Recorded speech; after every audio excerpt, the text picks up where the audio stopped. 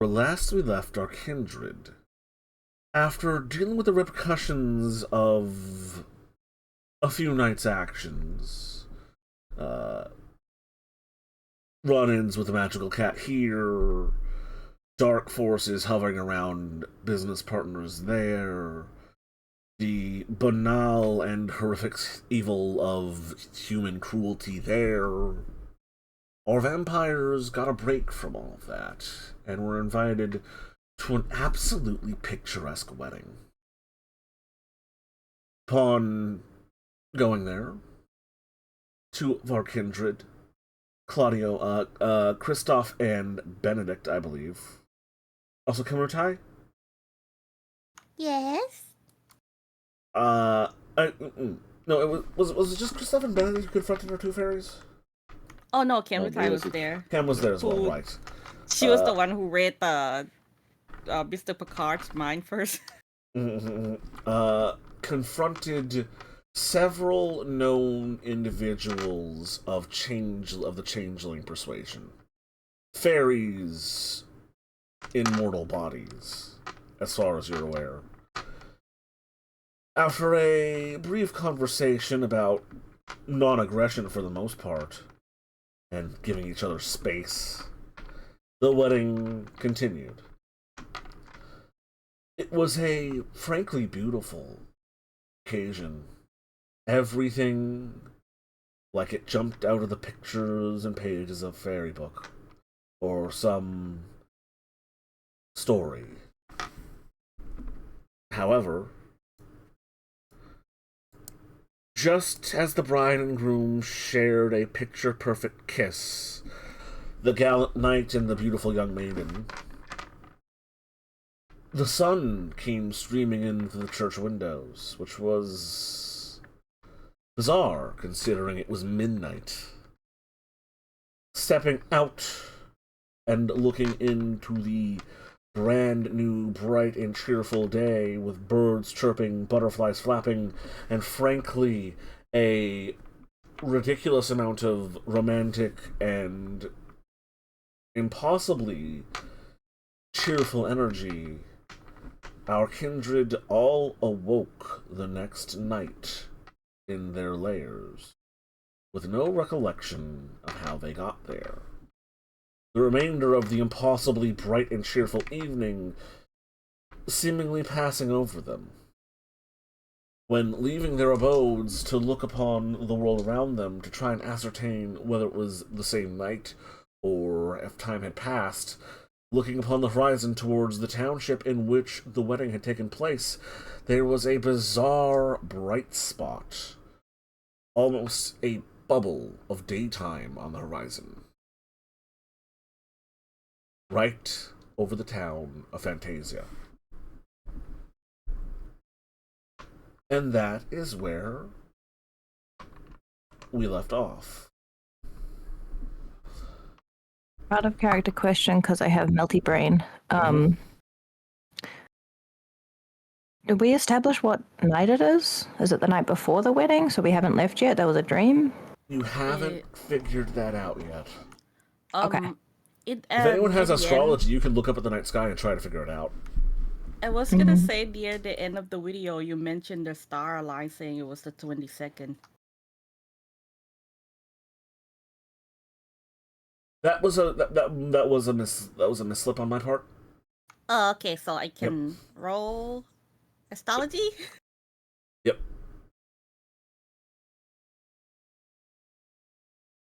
Astrology and intelligence. This would be the memorization of star charts, almanacs, that sort of thing. Judging from the positions of the stars and the phase of the moon, Hemrutai, you can venture that it is April 24th. What? It is, in fact, the next night. The wedding was the 23rd? Was the 23rd, yes. Okay. Can I ask another out of character question? Absolutely. When we were experiencing the sun, were we, like, sensing the beast, like, panicking? So that's the interesting thing. The sun touched several of your bodies. You do not remember pain. You do not remember searing agony. You don't even see any physical presence or evidence of your bodies having burned. You don't feel any hungrier either. You still have all your blood from last night. So the beast didn't recognize it as a threat, basically. Oddly enough, no. Huh. Okay, thanks. Also, you were not hurt. Also, you did not lose a blood point for waking up. I have a question. Yes. Are we separated right now? You are each within your own personal lair, where you bed down for the day, or just outside of it, looking on the horizon, or like on top of a roof if you had to get high to look at that distant sight. Better that you might have had to climb up onto your roof to see it, or go across the street to the church. Are we dressed as we were when we last remember? You're dressed in your night clothes, whatever you would tend to go to sleep in. Okay. Although, when you rose, your wedding attire would be at hand, as anything that was on your person when you went to the wedding. Like, it would be where I would have put it? About where you would expect to have put it, yeah. Okay. It's like you came home, got into your night clothes, and went to bed. Like nothing had happened. Like it was a normal night. We all woke at the same time, right? Like, no, like, I'm not early or anything. You would have awoken about the same time you would have woken normally. So you, Cameron Tai, you would have woken up like minutes after sunset. I'll bang on Kristoff's door after I find out what happened. Kristoff, roll humanity. Actually, no, I think it's wits plus alertness. You're gonna wake up. I just want to see how groggy you are.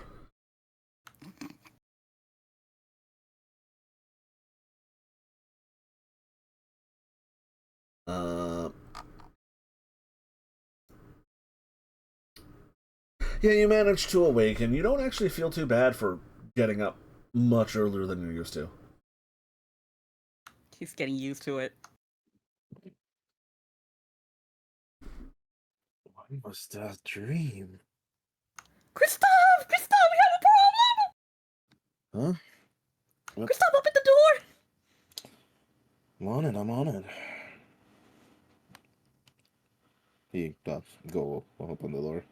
She'll quickly grab his wrist and try to pull him out and run towards the hill where she can show him Fantasia.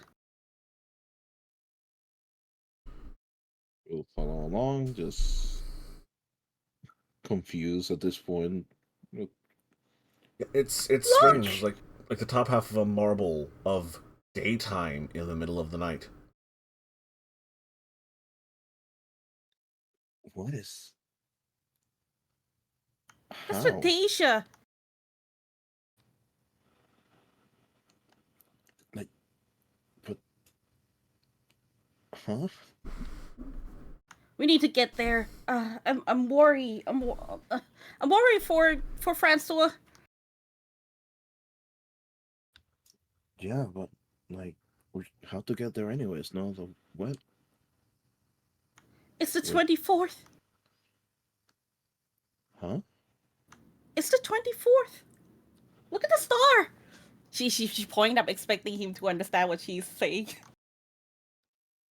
He looks up, fully knowing that he doesn't understand what she's saying. It's stars. Who knows, Kristoff? Should we go get the others? I guess. I could have sworn I was at the wedding. What the hell? I thought we were at the wedding too. Huh? And I thought we talked to the cat and the big guy, and I thought we came to term. I thought everything's gonna be fine, and then the wedding, and then the son. Wait, had the s- you had the same what? Oh no. Let's go get Benedict. Let's go get the coterie together. I'll get the horse. Mm-hmm. She's just gonna go put something up really quickly. So, And on the horse, she's gonna project herself over to see closely. so, as that's happening, Evelyn, as you arouse yourself and go about your business and go out seeing this phenomena, you come to realize that the chapel is flooded, swamped with people. The road going up the cliff to the lighthouse to your to your chapel, there are dozens of people there. I see. Praying, staring at the strange sight. There is, I mean, it's almost serene and beautiful as there are people singing hymns in unison. This, the townsfolk has clearly taken notice of this. Okay, I will find my goal and check what has been happening while I was unconscious. You head down, and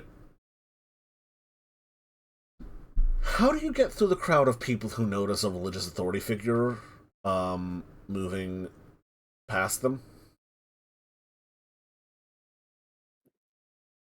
You mean like, what do I say? What do I do? Yeah, what do you say? What do you do? Because you as you come out of, you went up to the lighthouse to see this.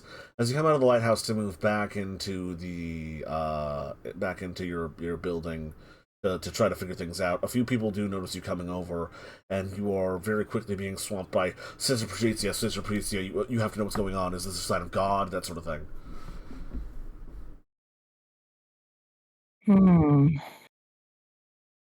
What would she say?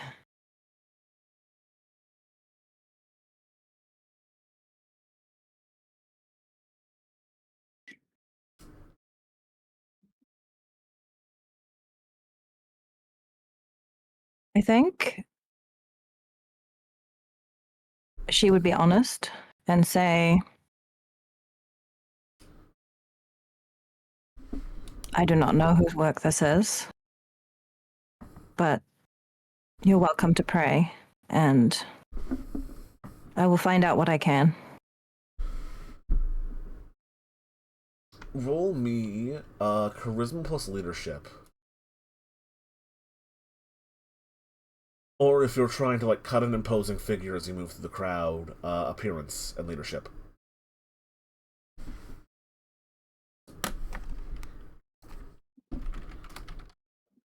We'll go with charisma. They're the same value anyway.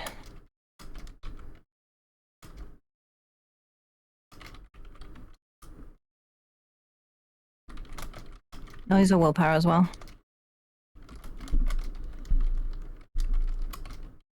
Mm-hmm.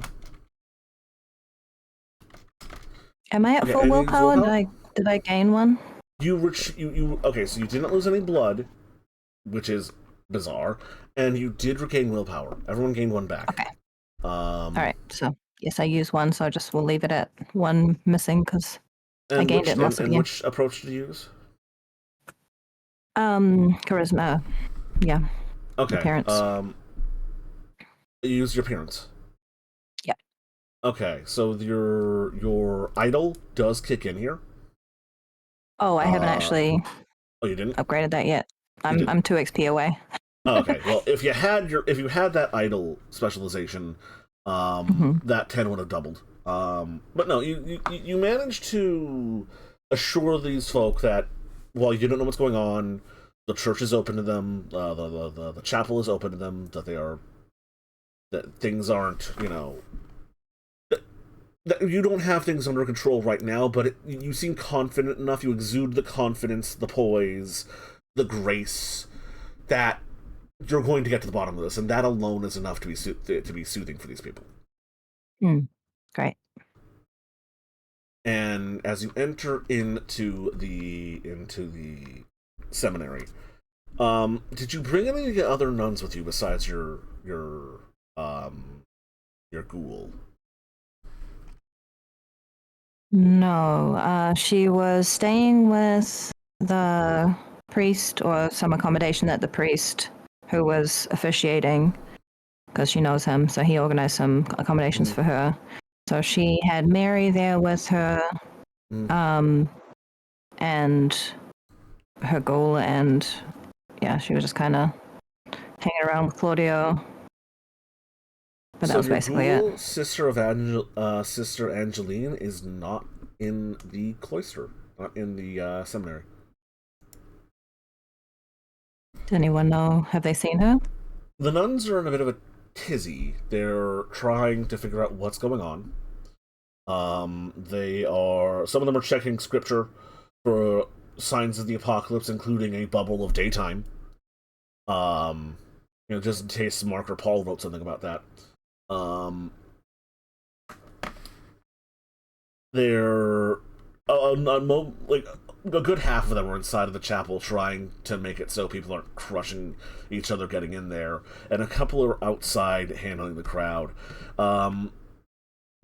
Honestly, inside of the chapel itself, you've got one of your regular nuns and the two former slaves who have recently converted, just sort of hoisting their frocks and running around trying to figure out what the fuck's happening.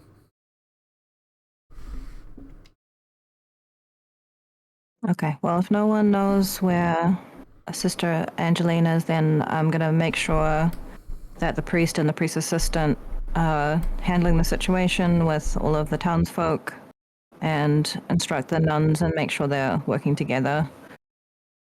Yeah, no one knows where Evangeline is. She didn't come back home last night with you, is what you gather.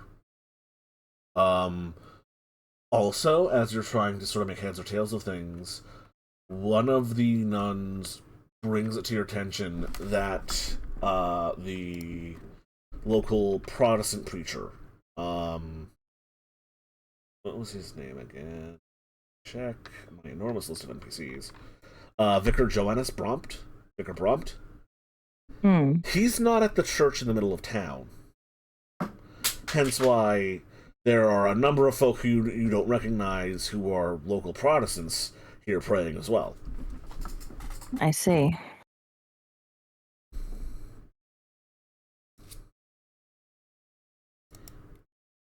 And it's like my normal wake up time. It's early evening. Yeah, you probably wake up at this time of year. Sundown's probably around 6 p.m. Probably around 7 o'clock. Okay. Is there someone that I know who would have a horse and cart that I could either get them to drive me, or I don't think I could steer a cart. I don't have any animal handling, but let's see here. Do you have the fame background at all? Or allies? Or just a herd. I have influence in Europe, but that's not here. Yeah. So that doesn't count. Let's roll the. I'm trying to build it here, but that'll start rolling on its own. Let's roll the die of fate. Roll me 1d10 and call high or low. Okay.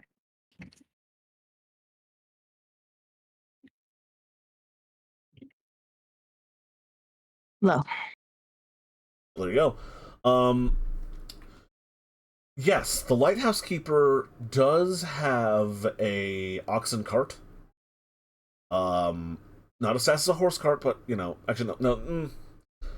They have a horse cart. They use it to haul all manner of sundries and building materials and large amounts of oil or wood and wicker to keep the lighthouse lit. Okay. Yeah, I'll ask if I can. I don't know. Would I be able to handle it if I went on my own with it, or because I don't Do you have any have animal animal ken? can? No, not a You one. have drive. Don't think so. How confident are you in Drive. your dexterity score? Or equivalent? It's only 2, so not very. So you see, you just gave me your answer. Okay. I guess I'll see if there's someone that's willing to, like, would the lighthouse keeper be willing to take me there?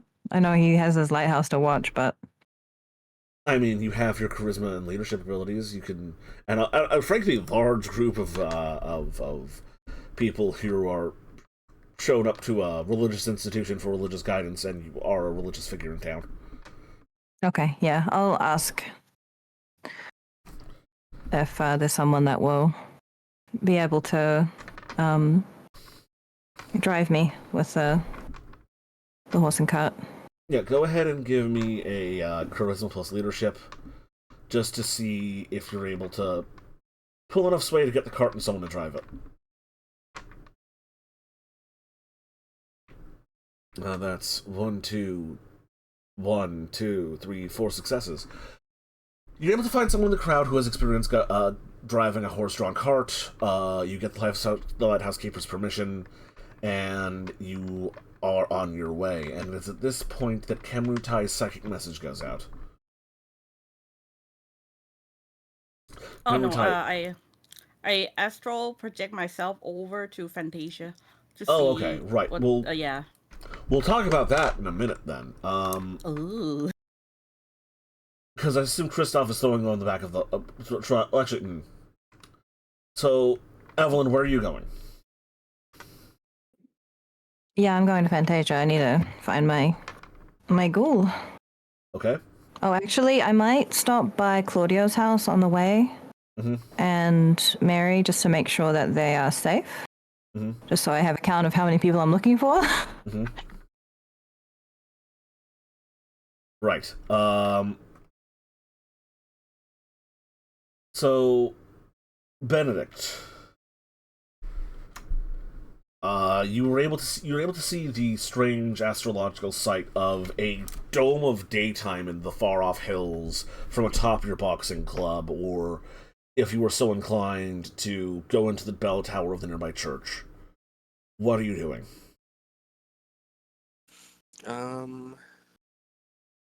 Would I? Francois is definitely not here, by the way. Let's put him to the. No. Would I be able to see where Evelyn is from up here? Evelyn's convent, yes.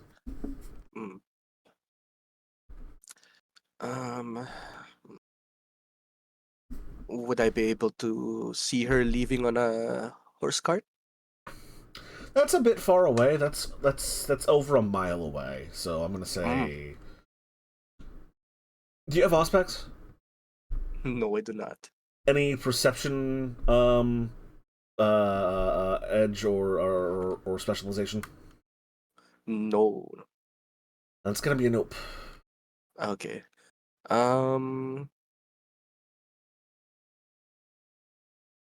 I'll head over to Christoph and Kem as well. To be able to group up with them first. And also because they have the horses. You begin to make your way towards their farm. Back at Kemrutai and Kristoff's place. Kem, you astrally project. She would do that when she's on a horse with Kristoff. Just make Okay, so make sure Kristoff doesn't let her fall. So the two of you leave your shared house, and you look around the fields, and your workers are looking off in the horizon, and it's a similar sort of religious reverence and disbelief as is going on over at Evelyn's place, although instead of praying to God, they're wondering if this is the result of some sort of sorcery or Buddhist magic. They're looking for a lottery number. Kinda. They start asking you for luck, like if this is any sort of special meanings in the stars, if this has any sort of weird portents. I'm gonna roll a lucky die of fate here. It's one of their birthdays, and they're wondering if this means something special for them. However, as the two of you are sort of beset by your retainers and look around the farm, your horse isn't here. No!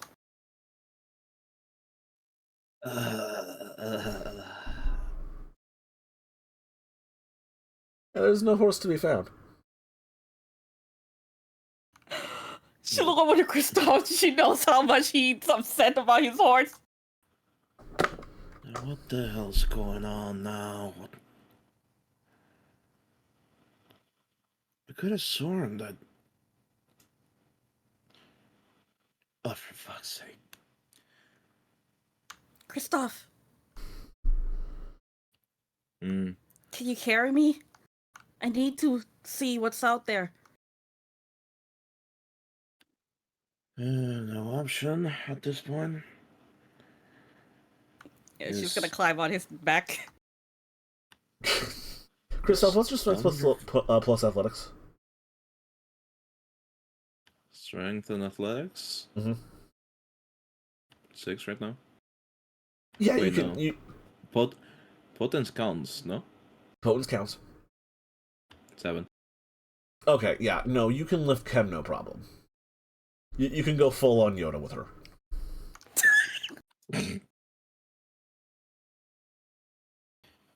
Yeah, I'll let him piggyback me to Benedict while I go to Fantasia.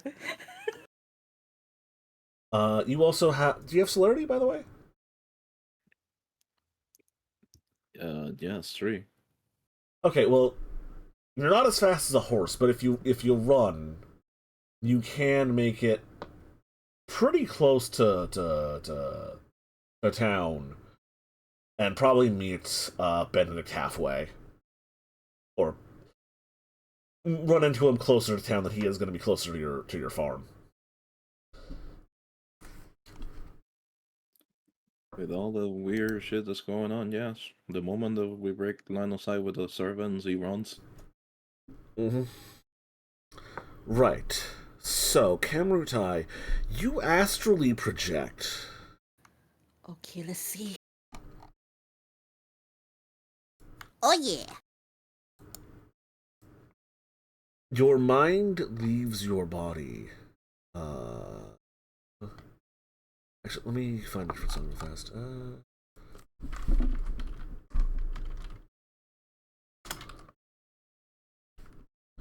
Thought this was on the soundtrack, but apparently I forgot to add it.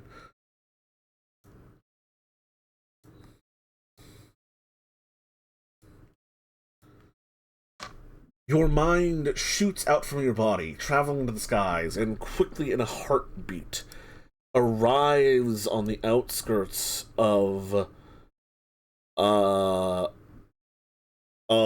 Fantasia.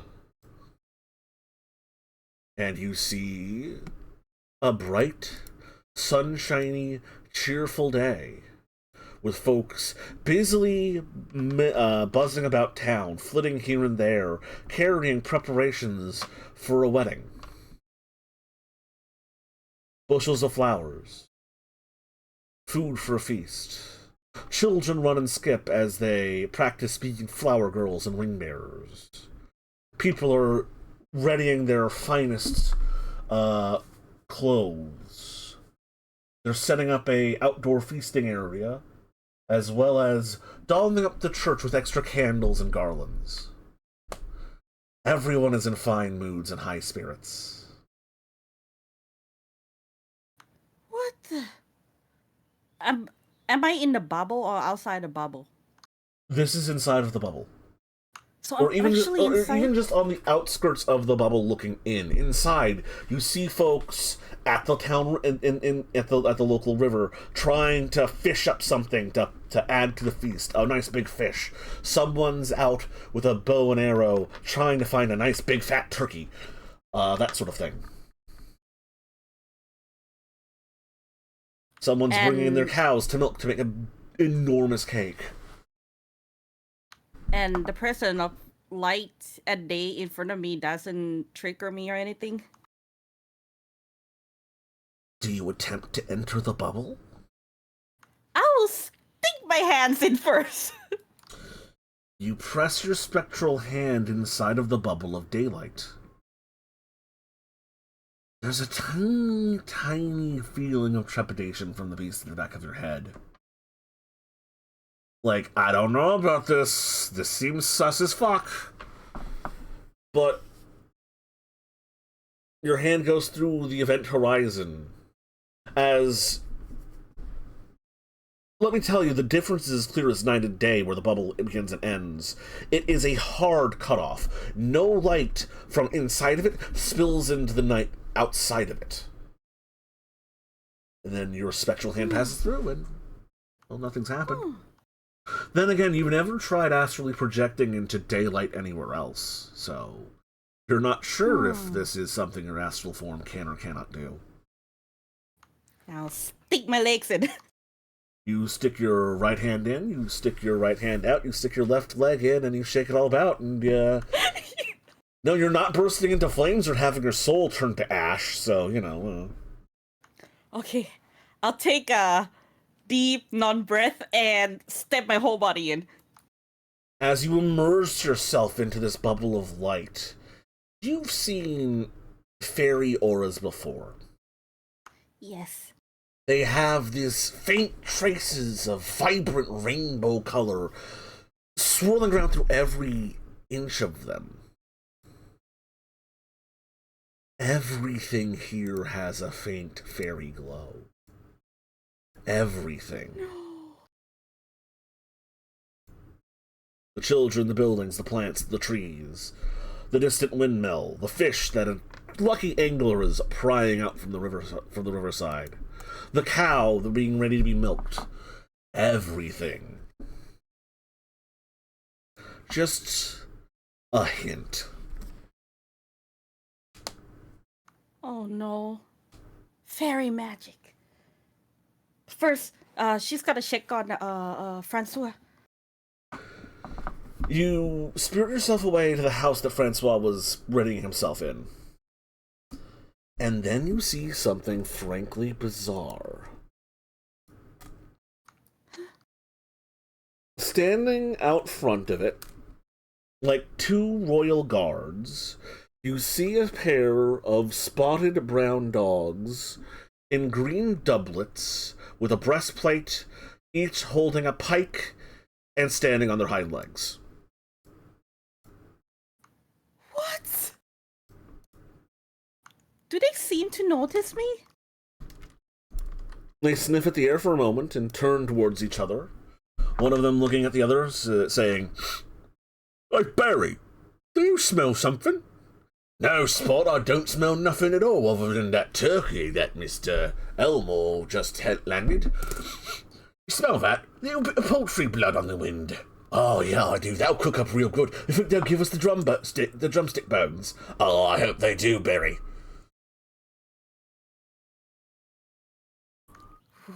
I will go through in the middle and try to get through the door. You pass through them, and the dogs both shudder quickly and look around like, "Oh, no, I smelled something there. That's not turkey blood, that's blood. She's gonna smell We should herself. alert someone." And the two dogs walk off. And inside, you see Francois, sitting next to him, a suit of full glinting plate mail on a stand, and himself in a fine doublet and the attire you would expect a prince to be wearing. As a couple of townsfolk are fussing over him, making sure his measurements are right, making sure everything's fitting correctly, and he is like, "Oh, ladies, please, as long as my love is, how you say, entirely approving, I don't need to be perfect." Being a picture-perfect gentleman. Charming. A little dashing, a little debonair.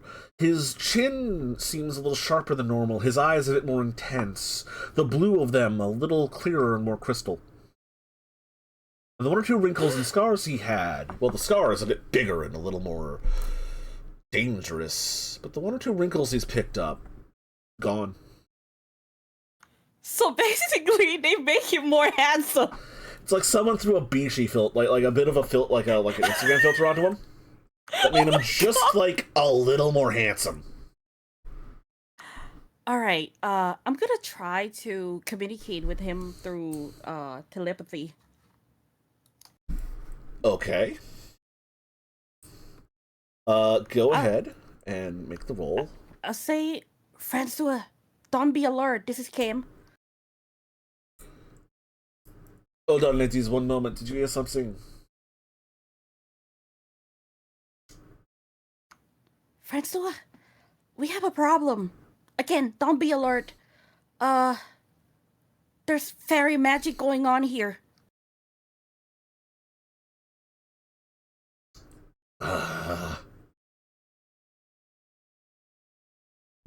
Mon ami, Kemutai. I recognize your voice. Please. It is a lovely day out, and it's my wedding. Don't let yourself be carried away with your worries. We all know you can be a little, how you say, delicate. There's nothing to be afraid of. No, you don't understand. This is the 24th. The wedding was yesterday. We were here. No, I cannot be late from my... Well... He pauses for a moment. I'm gonna roll some dice for Francois for a moment, as you have done a thing. It's the 23rd, but no, the moon won't be full on the 24th. It's supposed to be full on the 23rd. Man, for a moment he looks less handsome, more like his normal self for a moment, and then something washes back over him. But there's another of the moon. My moon and stars would be with me under the altar, and we were going to have our wedding under the bright noon sky. Would I notice that he's been enchanted or something? You can tell that you can see his aura at the moment, and you can see that there are sparkles amongst it. There is some presence of magic in him, or around him. So there's no point convincing him. It's gonna go outside, look for who's responsible, or at least see the layout, see the number of guards. As you exit the house, you see another strange figure conversing with the two dogs.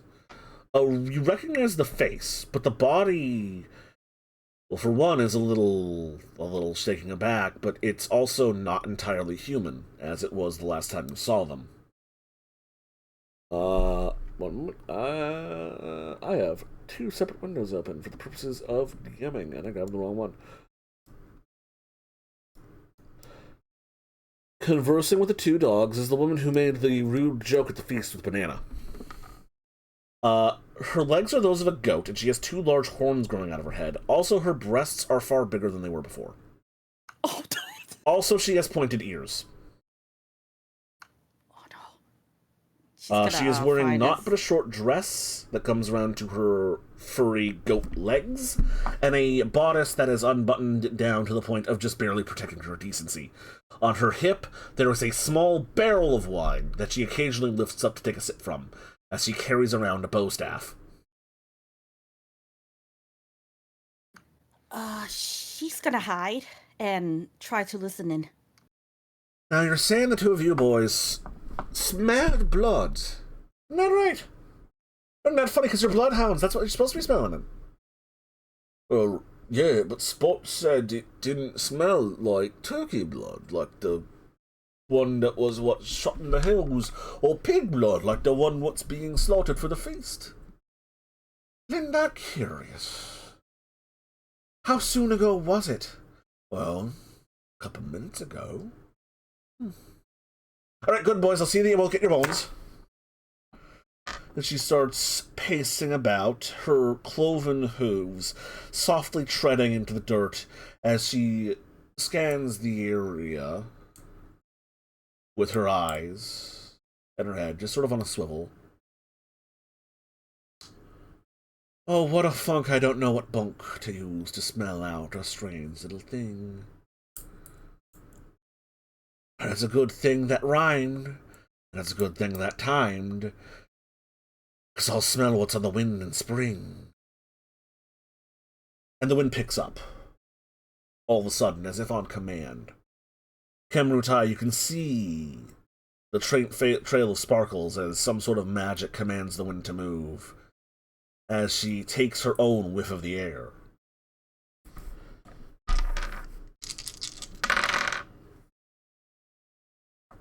And she looks in your general direction.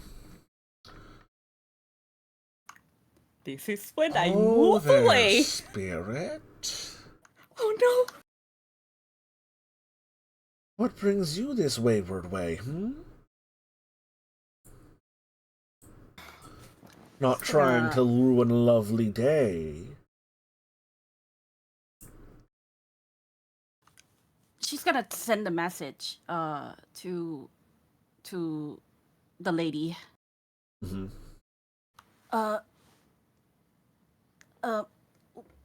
What's the meaning? Why would you do this? Oh yeah, I gotta roll first. Yep. Oh, thank you, Ted. Okay, so that's what the difficulty is. Their current willpower, yeah. Yes. That's 1, 2, 1, 2, 1, 6, 1, 2, 2, then -2, then +1. Okay, so that's 1. I don't know who you are, but I'm doing this for the good of the world, honey. Good of the world. It's You're awful summoning cold the out Inquisitor. there as fall turns to winter. You're a spirit of something, surely you can feel it. Cold breeze on the air, the nip of fall. It ain't spring no more, and that's a shame, isn't it? Well, it can be. Well, it is, but you're bringing death to us all. I don't think I'm talking to a spirit. Who are you?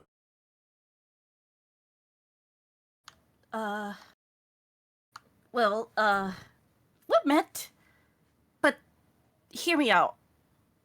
The town's over. They can see this. They can see all of this.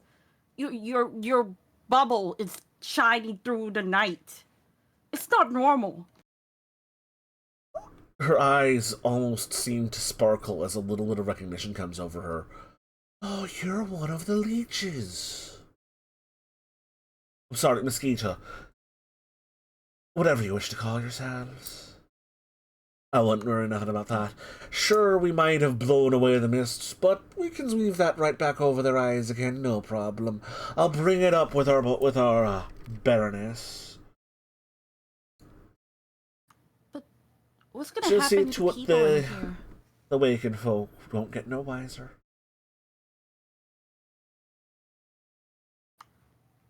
What's gonna happen to all the people who are in here? Well, they're going to have the best day ever until the best day ever is the best version of the best day ever. Don't worry about nothing, dear. We don't want to hurt them. We're not monsters. But what about their life outside? Oh, boo-hoo, they miss a week or two. A week or two? Is that They'll be having a really damn all? fine time while they do it. She lifts the a small barrel off of her hip and takes a long swig of it.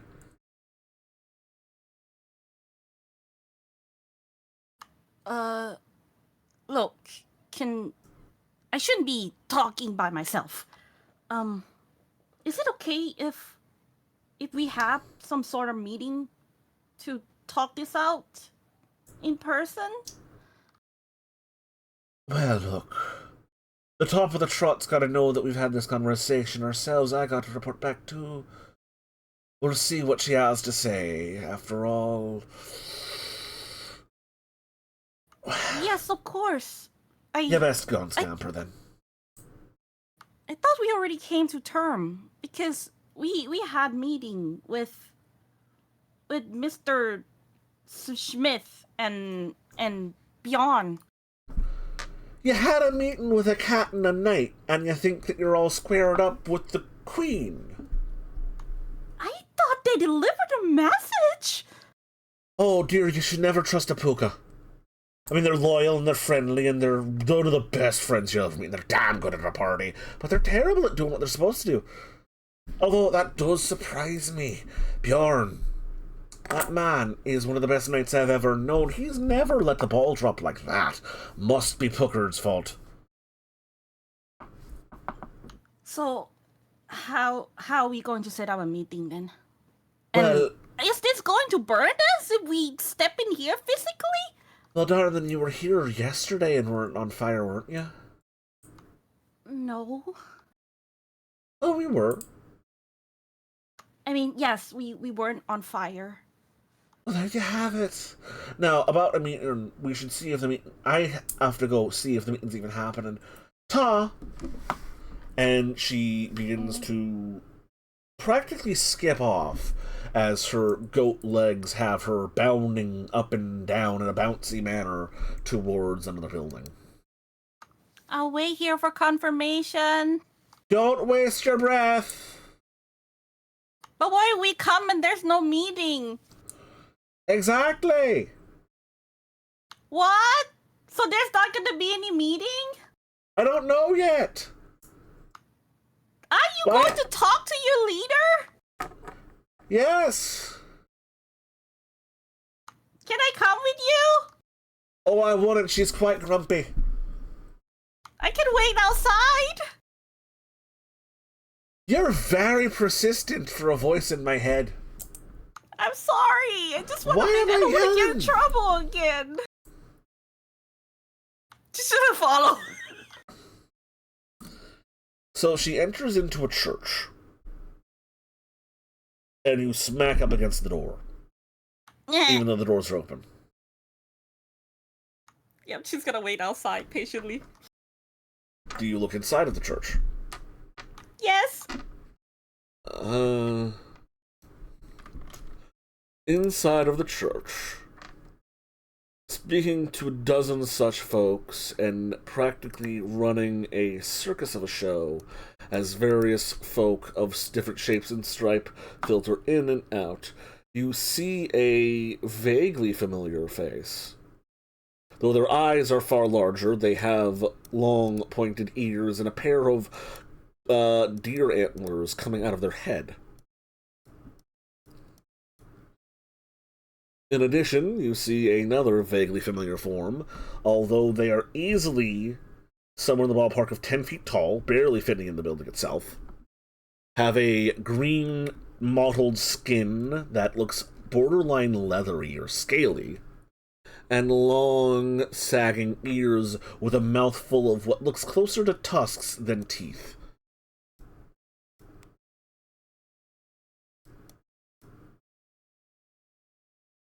The large, greenish-gray, towering figure sort of standing to the side and left of the woman with enormous eyes and a bizarrely regal figure, almost like a bodyguard.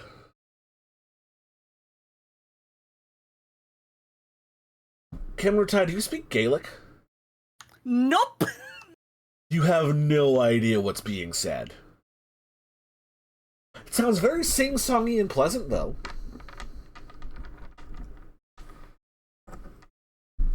She's gonna sit by the shirt step and wait. After a minute or two, it's odd. Give me a willpower roll. Oh no! Current willpower or max willpower? Let's go with max. I'm being generous. Thank you! Okay. Okay. From inside of the church, you hear your name being said. Kemrutai, and then something in Gaelic, and you feel two hands being grasped upon both shoulders, and one upon the bottom of your trousers, lifting up as if they were trying to hoist you up and hurl you out. But somehow, the will of your astrally projected form is strong enough that you are not foisted by your trousers and flung out of the town of Fantasia. She's gonna quickly turn around towards them. Please, please, please, please, please. We're not gonna do anything. Please. Is there a skill for groveling? Because this feels like a skill for groveling.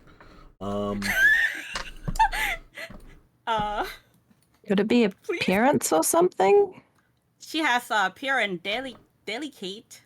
Yeah, appearance to look a little pathetic and pitiable, and I'm gonna say, that or manipulation, one of the two, and I'll call it expression. Does a harmless and friendly phrase contribute to this? Yes. They're harmless and friendly face. Are those both specializations? They're my merits. Oh, what do they do? Let's see. Harmless is I look harmless until they know what I'm capable of and think otherwise. Friendly face is people often mistake me for somebody they know, and I have -1 difficulty on all appreciate social based role. Like Okay, yes for okay. seduction, no for intimidation, for example. Okay, so you have -1 of the difficulty that's from friendly face. I'm gonna say also -1 for harmless. Go ahead and roll. Oh yeah, I only have delicate. Ooh! Well, there's the 2 10s. Do you have a specialization in either your... Yes. What is it? Appearance delicate. Looking fragile. Yeah, looking fragile and harmless and kind of sad and pathetic. Although they can't see you. Oh, she can see you. Oh, well, thank God. Oh, for fuck's sake. Now you're making me feel bad. We're not supposed to feel bad today, people. I'm sorry. Oh wait, she can she hear Kim even without her sending SMS? No. She's gonna try to send an SMS. Go ahead. Oh no.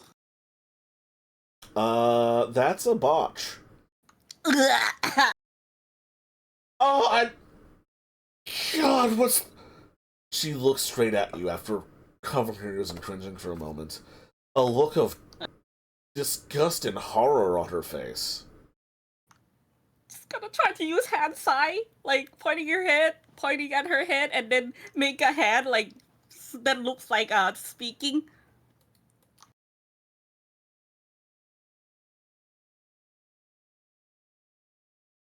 What do you think this horrible thing whose mind is full of rats, monstrous dogs, and corpses wants? I cannot make heads or tails of its pathetic gesticulations.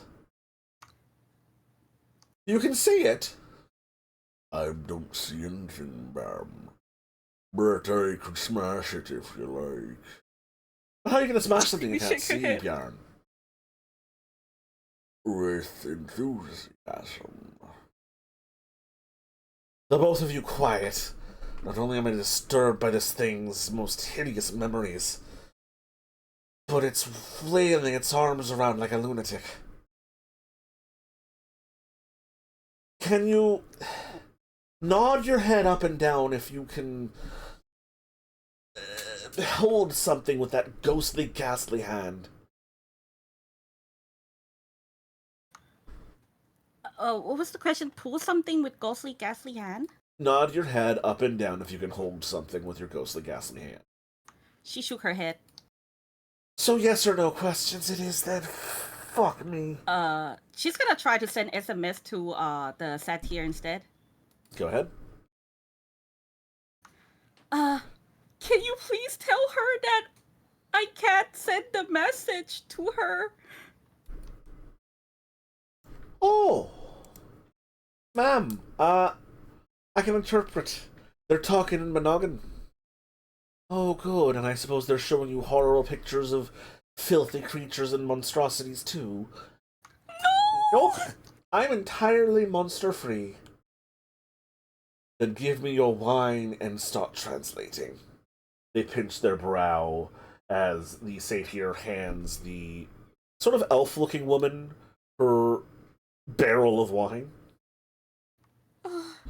Alright. Okay, Your Majesty. Is that right? Is that how you address the queen? Yeah, no, yes. she's... That would be correct etiquette. Okay, Your Majesty, I would like to have us organize a sort of official meeting. She wants to have a parlay. We are yes. far too busy for such things. Why does it wish to parlay? Because this glove is being seen from outside. People are panicking. And I'm afraid it's gonna bring in either a hunter or the Inquisitor, and it's gonna be dangerous. 'Cause the mortals are scared. Oh, no, the mortals are scared. The mortals won't matter soon. We're doing something of great importance here, creature. I assume you're one of the vampires? Is it... Are you... No, yes, Yes. You're one of the vampires. Look. The mortals will not matter very soon. Nothing will matter very soon. What we do here will not harm you, but it will be a very great aid to us. Simply stay out of our way and mind your herds, or whatever it is you do. What about the werewolves? What did they see this as a threat and they come on us all too? Oh, now she's going on about werewolves. The traitors will not matter soon either. As they ran off to fight their little crusade against their little problems and turn their back on fairykind, so too shall they ignore while fairykind climbs back to the vaunted heights that it deserves. And the people in here? Like, She's we have worried some about the mortals important... inside. Again, irrelevant. They're having the most lovely, perfect, beautiful day of their lives over and over again. It's paradise. It might as well be heaven. Yes, but they have life outside. Like, even the groom had his family. And my friends are in here too. Oh wait, she doesn't know that. Cut out the last part. No, she does not. The groom has his bride and his family here. The bride has her groom and her family here. The bride is from here. And the wedding guests are having a great time. If they miss a week or two, who is to care? They won't matter much soon anyway. Why do you care about the lives and fates of those you eat like cattle and chickens? Because I don't eat them. She's saying she doesn't eat people. A vampire that doesn't eat people is like a cow that dines on steak.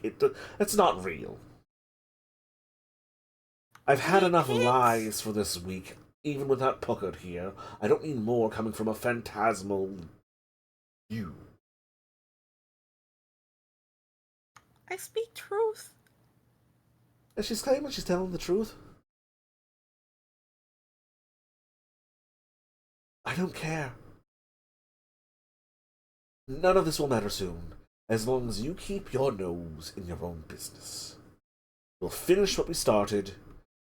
We will be ascendant, and the mortals will at best or worst have a hangover to tell tales of from a week What? or two of partying. What is ascendant? She wants to know what ascending, dear. That's rising up, to be on the upswing, becoming more powerful, having a good streak of it. You know that feeling after you. She makes a rude gesture between her legs. I don't know. And you go whah, everywhere. And afterwards, you feel like you just need to lay down and the world stops shaking underneath you. Please Sorry, don't I don't compare understand. the rising of our people to our former glorious heights to an orgasm, Pauline. Well, I'd say it's pretty bloody close. Then what? Are you all leaving or something? Oh no, we're not leaving. Oh, she wants to know what we're doing. I think is that. Am I getting to the point of this? You want to know what we're doing? Other wouldn't believe me. So, can we have a meeting where they can understand what's going on, and maybe perhaps we can leave each other alone? Roll me a charisma plus etiquette. Oh my god! I used my willpower, please. Okay. That's 2 already.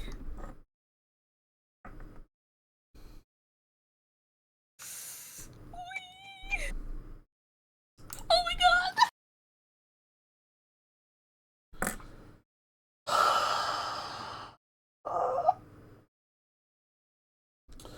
You are lucky that I am a wise and beneficent steward creature. You're most kind, Your Majesty. In 2 bells hence, wait upon the edge of the town. I shall send my envoy there, and we shall have a parleyance. Words shall be exchanged, intentions laid upon the table, and all shall be set right. If agreements cannot be reached, then let it come to blows. Or let both simply be gone. Thank you, Your Majesty. I will relay the message. So do you whoop back to your body? Yes. So, for the sake of convenience, we're going to dial things back about an hour in game. Out of fairy tale nonsense land. On to the road between towns. That is the wrong map. That is my assets map. Whoopsie. On to the road between towns. Benedict, Christoph, and Evelyn. For the sake of serendipity, and to make things a little simpler, a lot of you ran into each other on the way out of town. Christoph carrying Kamutai's unconscious body upon his back. Was I able to check on Claudio and Mary first? Right, of course. Claudia was not home. Mary was, and quite confused about what the fuck was going on. Okay. In short, if you wanted her to come with, Mary would have come with. Yeah, I'll bring her along. basically, I'll just explain that I think that they, judging by the pattern of Claudio not being at his home and her being at her home and Evelyn also being at her home and her ghoul not being at the convent, she thinks that they've kept all the humans and ejected all the vampires. You say that as the person you... I assume Not- that you say that Not an whispers. earshot of the not an earshot of the driver. This would have been in Mary's house, I guess. Oh, bloody fucking shit. Well, we gotta pick up the boys and Chem, right? I mean, the more the merrier, right? Like strength in numbers? I'm sure they'll be heading there themselves. I suppose we could see if Benedict is still at his club. I suppose that's where he sleeps. We walk in there, or, you've got some transport? Yes, there's a horse and cart outside with a driver. Oh, excellent. And the two of you head outside, and Mary waves to the driver, and then, looks at them with a predatory glint in their eyes as she speaks with an authority you've not heard in her voice before, but you're familiar with. Most definitely familiar with. You will follow our commands until the end of the night. The driver blinks. Yes, madam. And then Mary utters another command. You will forget all that transpires that seems out of the ordinary or supernatural. Of course, ma'am. There we go. Riot secured.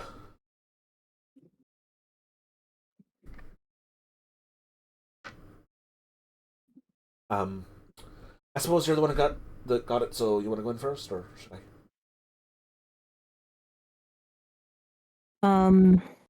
How's the carriage? Is it like just one seat or is it like a back? It's looks large enough for about 4 people to cram into, not including the driver and someone sitting next to them. Yeah, Evelyn will sit next to the driver. Mary will hop into the back. The driver. I mean, you've seen someone under the effects of Dominate before. The driver is... The lights are on, there's nobody home. Yeah. You can speak freely about matters in the Masquerade in front of him now. Evelyn's just going to start quietly praying in Latin. So, after a few minutes, Benedict and Kristoff, you run into each other on the roads.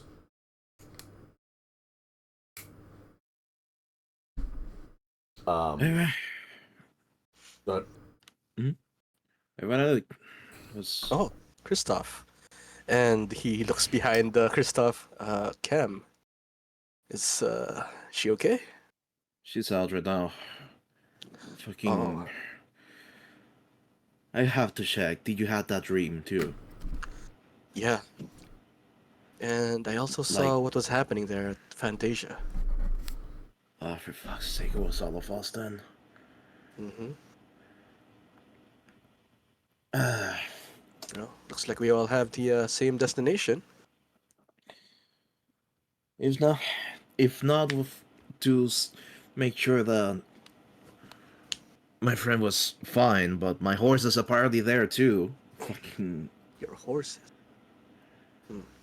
I mean, there's a reason why I'm running into town instead of, Yeah, and seems then that only us were have been transported back. I'm not sure about Evelyn, but I have seen that there was a sort of commotion out there. Well, then we can certainly head out to check, cause fuck, I'll have to start slowing down in town. Yeah, well, let's head out. We gotta we gotta check what we're gonna do about this one. Hmm.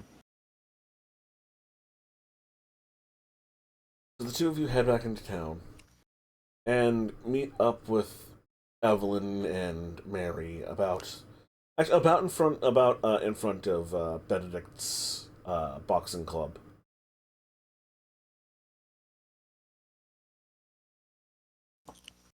Ah, Evelyn and Mary. We're just looking for you. You are here. We're going to Fantasia. I have identified that Claudio is not returned, and nor is Sister Evangeline. Hmm. So it was only us four. So they're holding them hostage, it seems. I see. Huh. Well, looks like we're all going to Fantasia. Is that carriage yours? I borrowed it from the lighthouse keeper, and this gentleman, who will not remember what has been said, has volunteered to drive. Hmm. Well, that is certainly convenient.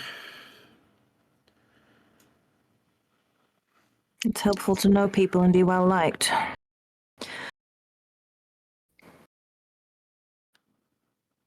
Noted. Let's. You're all intact, you have no injuries or... No, none at all. How about you? There was this Not so sunlight, far as but I can discern, but it seems... Well, last I recall, we were in the church, and yes, the sunlight, but the beast was not flinching. hmm. Well, let's make haste to Fantasia now. Let's find out more about this. Yes, the sooner the better. Certainly. Right. All right.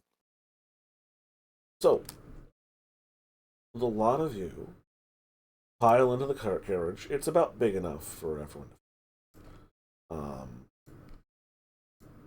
And begin to make your way outside of town and towards Fantasia.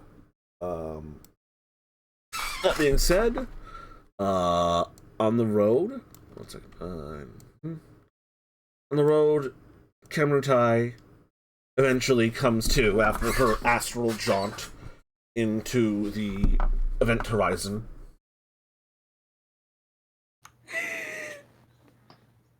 And she looks around. Welcome back. Oh, welcome back. She counts the head on the cart. Okay. Let me into your head. And then she sends out all that she experienced into their head, as much as she could.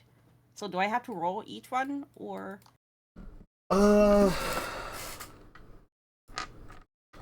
Let's see here. Let's double check that aspect's power. It does not require willpower to send. Nope. Only to read mine. Psychic projection. It's telepathy. It's aspect 4. Telepathy. Okay. Gently that's mine. Describes one success.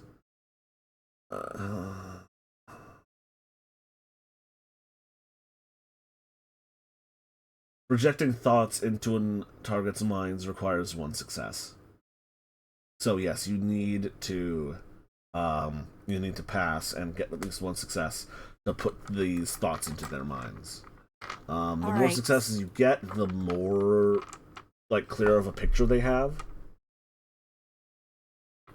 Okay, so 5 heads, 5 rolls. And it's current willpower, so call out each one because order matters. Okay, first one, Christoph. 6. That's 1, 2, I think it's 3, only 4 people, 4. isn't it? It's What about Mary? Evelyn, Mary, Oh, yeah! Christoph, Benedict. Okay, 4. Yeah. That's That's on Christoph. So that's 1, 2, 3, 4, 5 successes. Christoph, you get a very clear picture of what Kem went through. And then she's gonna go Evelyn. Oof. What is your current willpower, Evelyn? Current willpower, let's see. 6. 1, 2, 3, 2, 3 successes. So you get a pretty good idea of what Kemrutai experienced. Now Benedict. Oh wow. I Two have successes. 4 willpower. 3 successes then. You get a pretty good grasp on what Kem did and went through and experienced. And now Mary. Damn! Damn. Mary! Mary might as well have been there. Yes! Oh my god. So, 2 Bell, Edge of Town, official meeting, or death. And the sun is safe.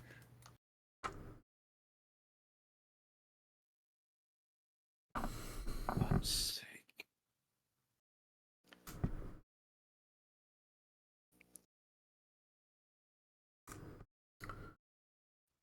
Well, good job. What the hell is going on? Yeah.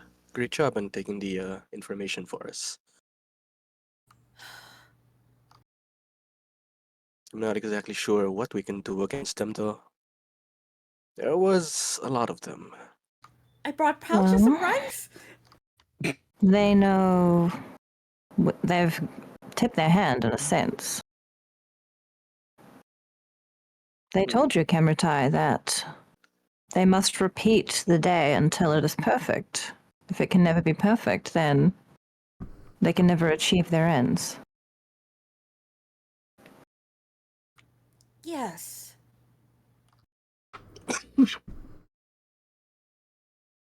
Well, this is why we're here. So, well, meeting will happen, but I need to know all your opinions first. How are we gonna deal with this? We must demand that they release our allies. The very least that we can ask. Out of character,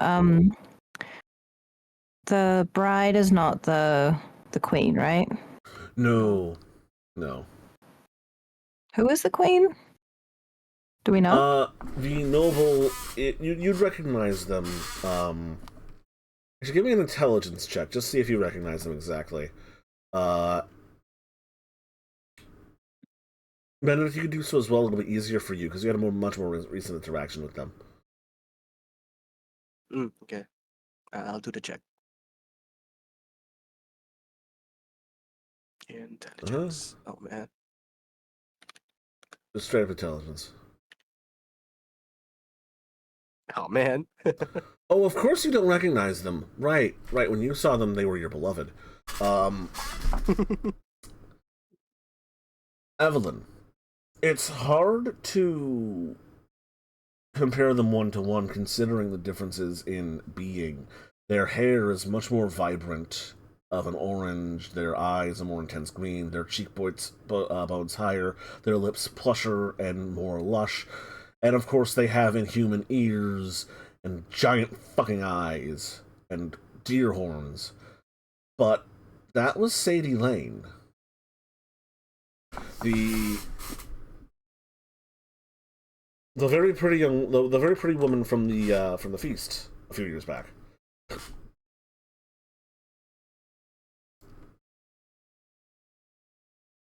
Okay. I don't remember interacting with her. Because Lottie was the one that went off with Francois. Pauline was the one that was acting as wingman for the cat boy. Mm-hmm. You do recognize Lottie.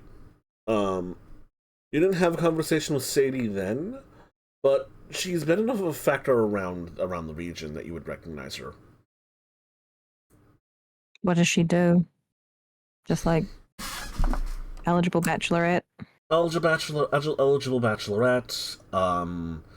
she's comes from some amount of money and or nobility. Um, she paints actually.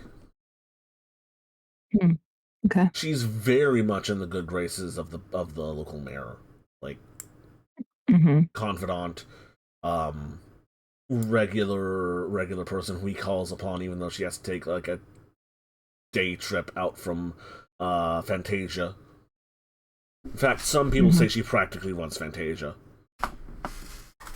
Okay.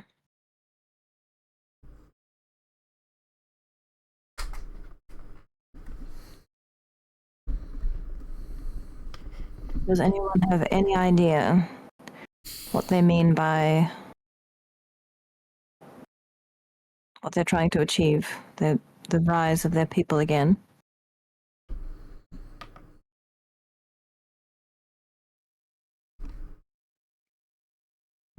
And not well versed at all in the topic.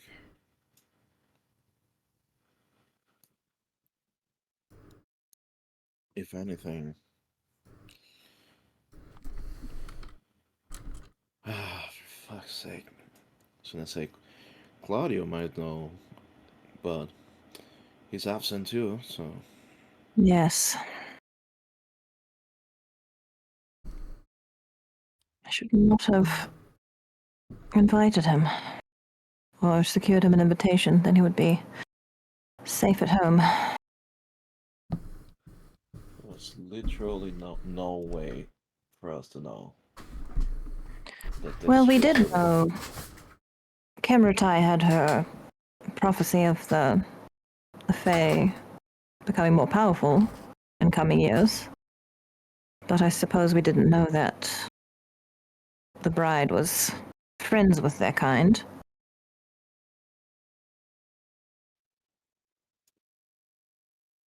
I kind of know that she lived there. I may have introduced.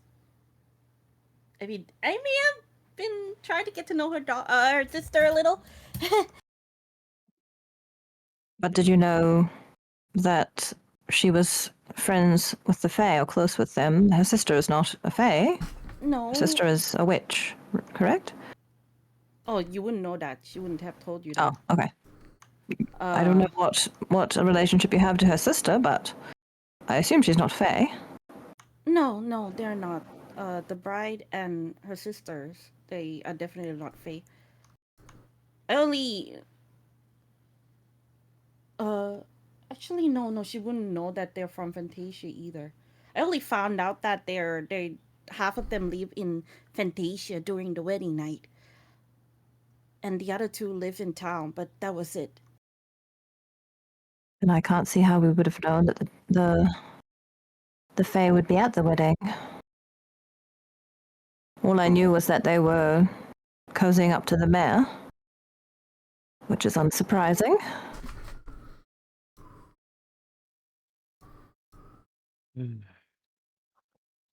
I wonder what's with their obsession with wanting the wedding to be perfect. It sounds as if it's required for the ritual, whatever ritual they're performing, Hmm, I see. Something whatever about means to gain ascending, power. becoming more powerful, and Yes. I remember Mr. Schmidt Picard. He he said they seek adventure, something out of ordinary. Well, if they can do this already, if they gain more power, then you can imagine the chaos. They're creatures of chaos. They're hunting dragon. Hunting dragons? Yes, they're here to look for dragon. They're It's warriors? No, they just thought dragons are real and they're all died out in Europe. And they came here to look for dragon. I can't it's imagine why. it's what the cat said. I remember It's that part of my excitement. dream. It's exciting to be eaten by a giant lizard.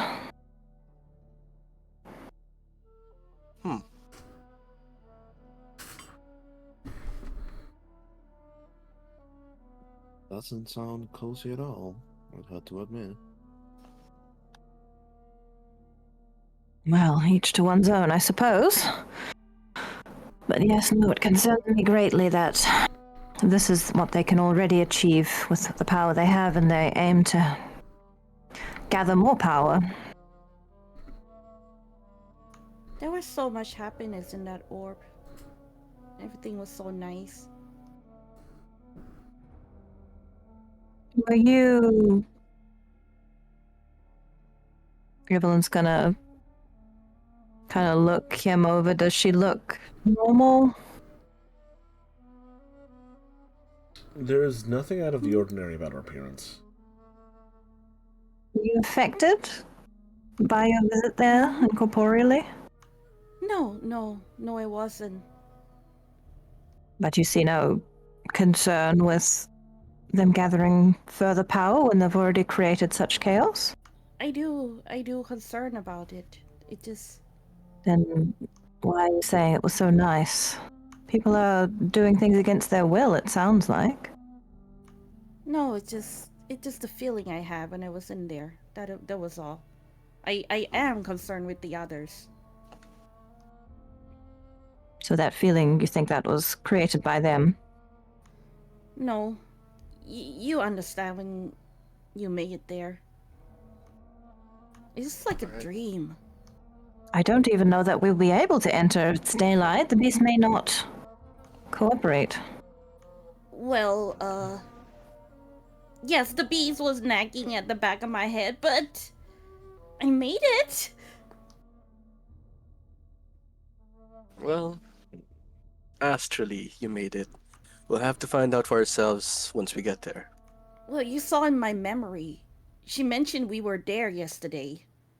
And I did help. I did felt like she was going to throw me out at one point, but I resisted. So we were there.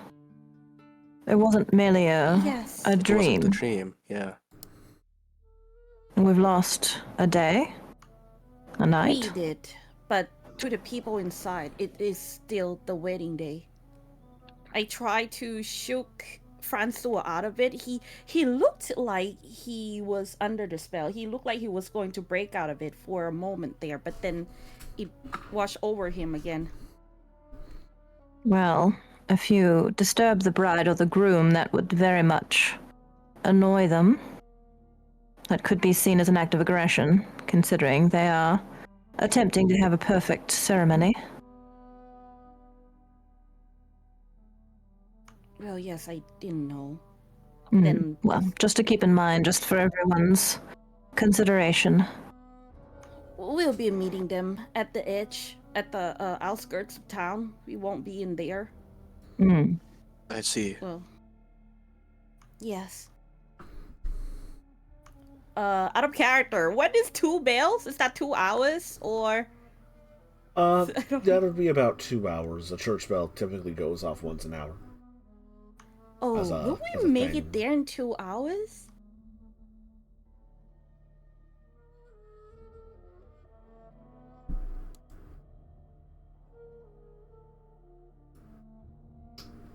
When did you make it there in 2 hours? We were already on the road when you returned, so that helps at least. Oh yeah. Let me check the map because you're not. The 2 areas are not super far away. It's only about a day's travel if you're doing it on foot. It's only about 6 miles from Freehaven to Fantasia, as the crow flies. So on a cart, if you made haste, you'd be able to make it in 2 hours. Then If you we were might quick have about it. to. We might have to tell him to speed up.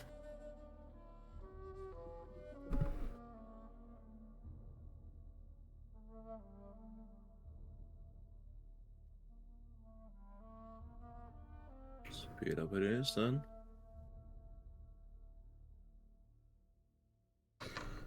So we're trying to make it for the meeting then. Mary chimes in. Yes.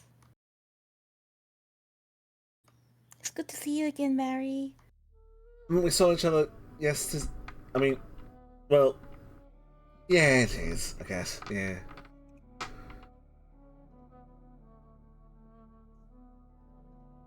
Mary just sort of looks over at you and like, do you approve of this plan of action? I do. Mary's looking at Evelyn. Evelyn kind of just gives her a subtle nod. Just kind of like says, what would she say?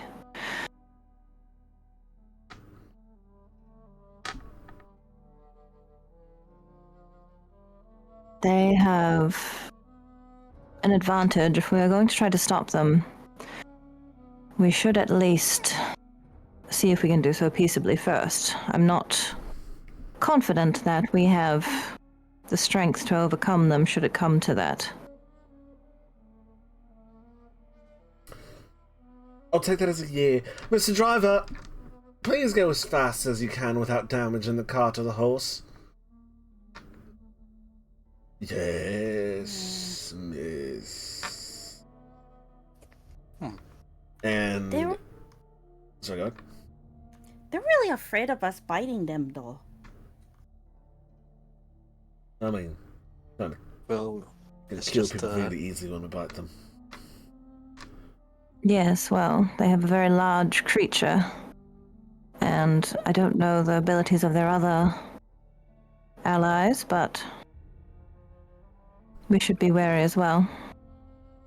Your driver raises the reins of the cart and cracks them and loudly goes, "Yeah!" I'm gonna need each of you to quickly give me a dexterity or strength plus athletics. Oh no! Maybe Kristoff's still holding on to Kim. Hold me, brother.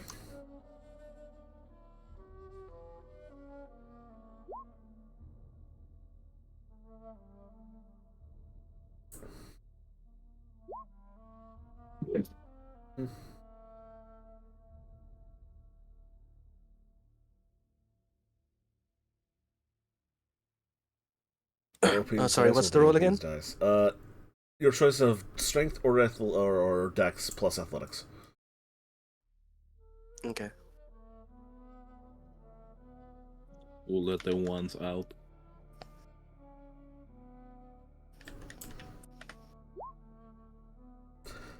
So, Benedict, not a problem. The cart kicks into a gallop as the horse dashes along the night road as quickly as possible. The driver steering best he can to make sure they don't hit any branches or stones that would cause any damage to the cart, going at a rather hasty pace. Everyone but Benedict has to basically hold on to the cart for their lives as it speeds off to the outer limits of Fantasia. And we may be a little early, but I'm going to call a break here. Return to our vampires on the outskirts of Fantasia. From where you stand, you are in the nighttime. The moon overhead, the shadows of the passing clouds modeling the starlight. Your eyes adjusted and keen as predators for looking out upon such a scene. But before you, there is not, in fact, a barely dressed woman with two dogs. There is a bubble of daytime. A lovely spring afternoon, with all the players of its parts hustling and bustling hither and thither to put on the best wedding possible. After a time... Actually, no, yeah, you had gotten there relatively earlier, because you got that cart driver to go very fast. Are any of the people inside the bubble within earshot? They're... Like, you're on the outskirts of town, you're on the road coming in by the time the bubble terminates. You'd have to yell pretty loud, and it looks like most people are congregating towards the center of town. But Can I try calling out to someone, see if they'll come over? Sure.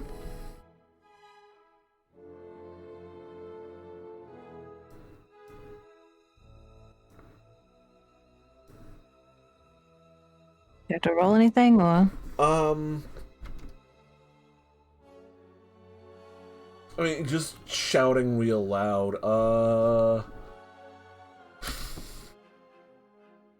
Roll me. Let's roll the die of fate.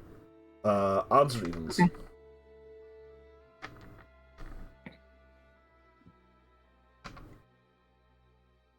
Just 1d10, right? Yeah, and call odds or evens beforehand. Even. There you go. She's gonna leave the crossbow in the cart. Mm-hmm.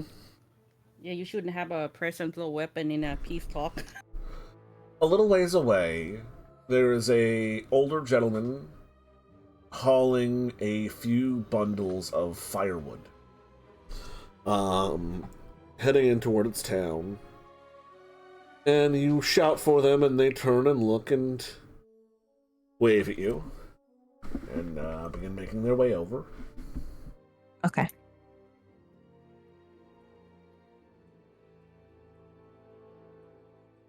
And they come up to you, and it's a little disturbing. They've got deep from this side of the bubble. You can see they've got bags under their eyes, like they're tired. But their eyes are rolled back into their head, even though they're wide open. I would like to see their aura. Are they have under a the bit spell? Go ahead and roll Auspex. So Kemrutai, you roll Auspex, and your eyes are assaulted by this. The entire town explodes into a flashbang of color. Magic sparkles and twinkles across the entire horizon. This man, his aura is happy, sort of excited, and a touch curious. And there's also that pulsing Skittles explosion going on about the man. The little sparkle of magic going about his aura.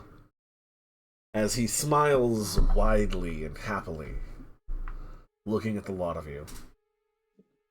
Creepy. Okay, I'm gonna... Holding, like, a large bundle of wood under one arm. Good evening. I'm gonna use... I'm gonna ask good him... afternoon. Good afternoon. I'm gonna use Dominate and ask him to fetch Sister Evangeline and Claudia. Oh, He begins going into like a neighborly spiel. Beautiful day for a wedding, isn't it? Oh, I'm just so excited. And you deliver your command. Fetch these people for me. Go ahead and roll Dominate. I'm gonna use a willpower as well. Mm-hmm. Evelyn, can you help Lila too, please? And Lila. And her last this name? is Mesmerize or Command? Command. Command is a one-word sort of thing. Yeah, so fetch. Fetch Claudio and Sister Evangeline. Or, I mean, I can do Mesmerize if that's better. Mesmerize might be a bit better for this. Okay. Yeah, Maybe roll because it's a different yeah. roll. So that's a different stat. So that would be... Yeah. Yep. It's manipulation plus leadership. Yep. So I'm just counting the dice.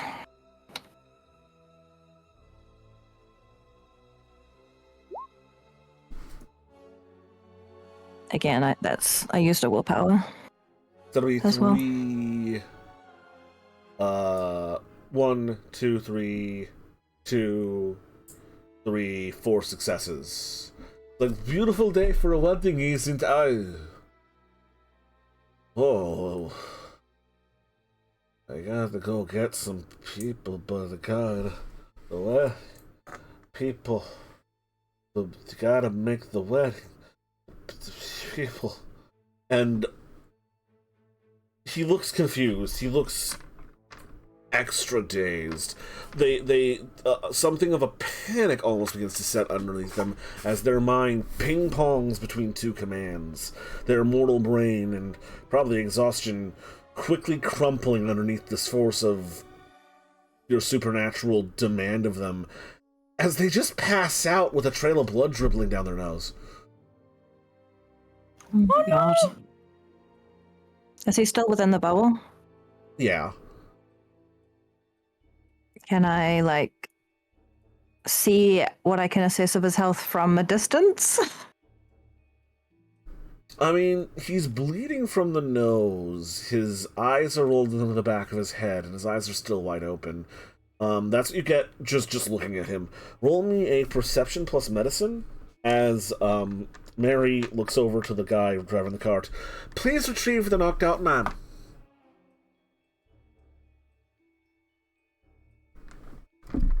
The cart driver begins hopping down. To collect the guy. Medicine. Okay. Can I assist? Go ahead. That'll be one extra die for you.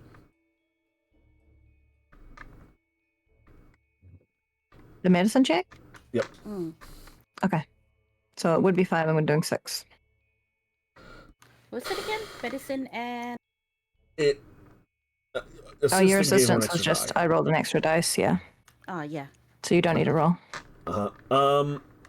So looking at him, it looks like he was already in effect of some sort of magic, and your own counter orders was just too much for him to handle. They're not dead, but the activity, the two forces tugging in both directions, and a bit of exhaustion already over his body, just cause him to pass the fuck out.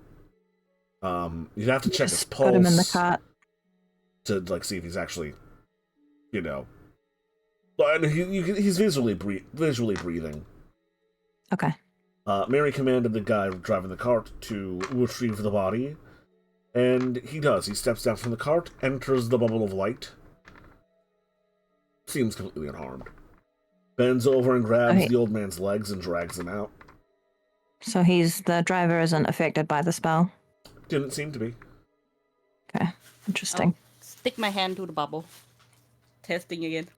Roll me a courage. Oh boy, here we go.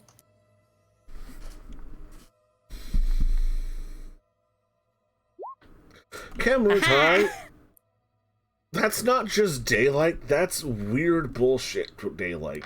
It's gonna take you a minute or so to psych yourself up to do this. But you'll be able to do it. Yeah, sure, you'll be able to do it. It's like, let's go, Kyotai. I can do this. I can do this.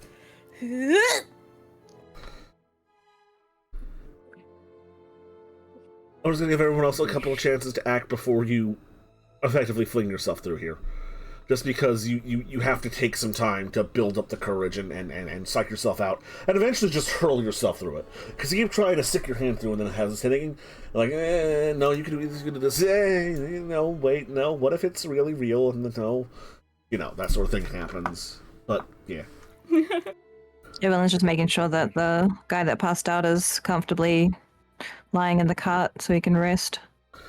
As comfortably as you can make the guy lay in a cart meant for, like, barrels of dried fish and plaster. I'll put, like, my folded up cloak or something under his head.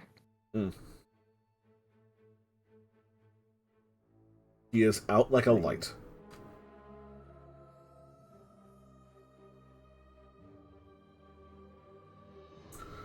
Is anyone else doing anything? Or are you just sort of watching Kemrutai trying to psych herself out to go through this barrier?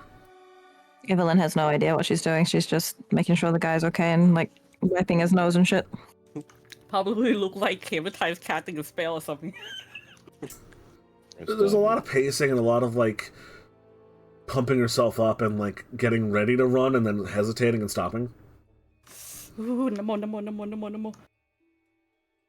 So trying to jump into the ocean when you know it's freezing cold.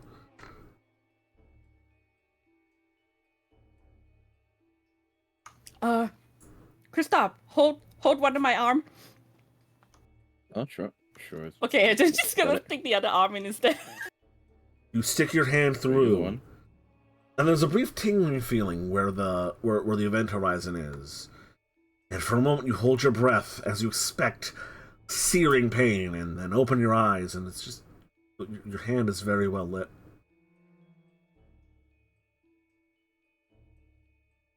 It's fine. Nothing happens. Then I stick my legs in. You swing your leg in. Nothing. Just your leg is very well lit. Huh? See? And then she's gonna try to drag Kristoff into. Kristoff will push them in.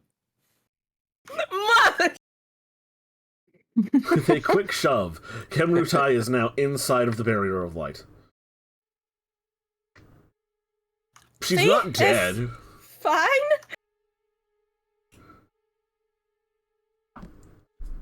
Is the cut covered? A couple seconds pass, and she's not dead. Is the cat covered? Because I don't know if everyone will be seeing this. Okay. It's just an open top little sledge, effectively on wheels. Evelyn's going to look over and say, "You may not wish to linger there. We do not know what the effect would be if you stay." You don't know if it's takes a minute or two for it to lead you on fire or something. Or you may go under the control of whatever is doing this. Is there anyone else in the area I can call out to? You are entitled to a wits plus awareness. Same with Kemrutai. Everyone is really, if you are looking around for other beings. Let's go! Wits plus awareness. I don't have any awareness. Okay. Any ghosts I can call upon? Oh no!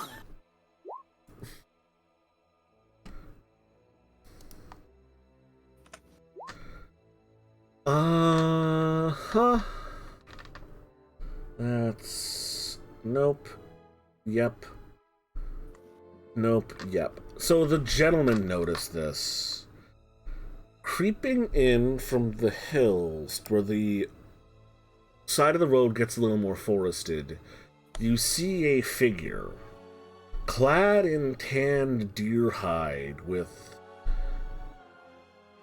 textile patterns and markings similar to that of the Lenape tribes, the Delaware people, who live in these lands before you. But much shorter. You only catch a glance of it first as you see the glinting of two eyes staring at you from the shade. But Benedict and Kristoff, you both see I don't think you've seen an animal like this before, actually. It looks like a cat, though it's too big to be a cat. Roughly like the size of a small dog, like a small hunting dog. It has shaggy, thick fur, almost like a Maine Coon, of grays and whites with piercing green eyes, and short bobbed ears. To our modern eyes and knowledge of North American animals, it's a bobcat walking on two legs with a bow and arrow drawn, staring at you suspiciously. Oh no. Is my aura reading still on? It is, but you haven't noticed it. Oh, okay. So Benedict and Kristoff have noticed, but we haven't. Yeah. I think the crazy net is starting to spread, but I can't swear there's a big cat staring at us right now. Cat where? From where is the cat? Where's the cat positioned? So you're on the road. It is in the bubble, a little bit to the left, up a hill, behind a couple of trees and some low bushes. When Kristoff mentions a cat, its ears perk up and its eyes go into narrow slits. So yes. It's within earshot? You hear it sort of meowling this. Meow meow meow meow meow meow. Puss puss puss puss puss puss. I don't think it's that kind of cat, Kemratai. Oh, It's like that other one that you've met. I don't know at what time in the timeline I learned the Nape language, but do I know at least enough to say hello? Have you learned the Nape? It was on my list, yeah, I think so. Let me check what I put on my character sheet. Because I forget if you finished that. Where would I have put that?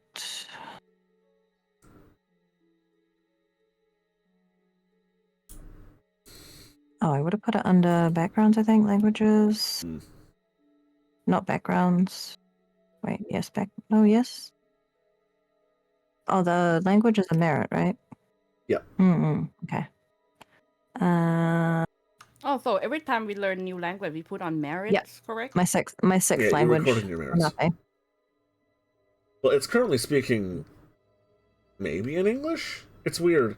It's speaking in meowling howls and like yowling noises, but you understand it. Hmm. Like, it sounds like a cat suspiciously looking at another cat getting ready to fight, minus the hissing. But you know what it means when it's speaking. It's weird. Very weird.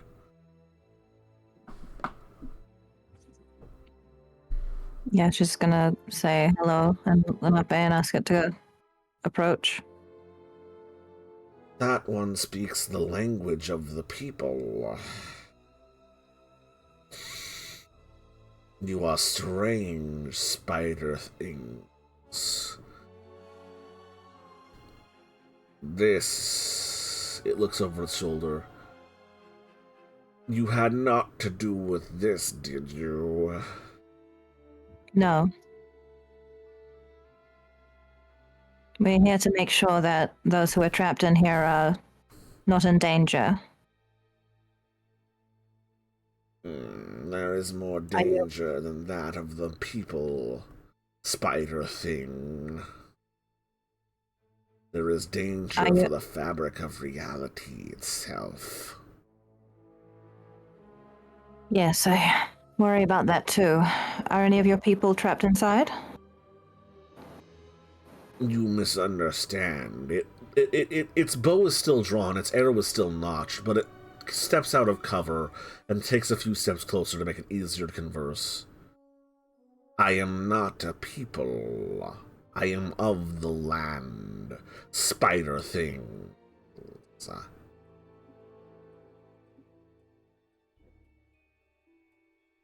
Well, The gnosis that flows here like a river woke me. I am Bobcat, a spirit of the hunt, a great predator. And things here are wrong. I'm sorry that they woke you. Thank you for addressing me, but is there anything that we might do to help? The wild flows here, its power tearing at the creation of the world. It is wrong. It is dangerous. It will spread. The wolves, the Garou, they fear the taint of the weaver more than the worm more than any other thing. Yet here the wild spreads like a cancer. They will not come to correct this unless it becomes truly a problem. But you are things of the weaver, the anti-wild. Perhaps you will solve this. We are trying.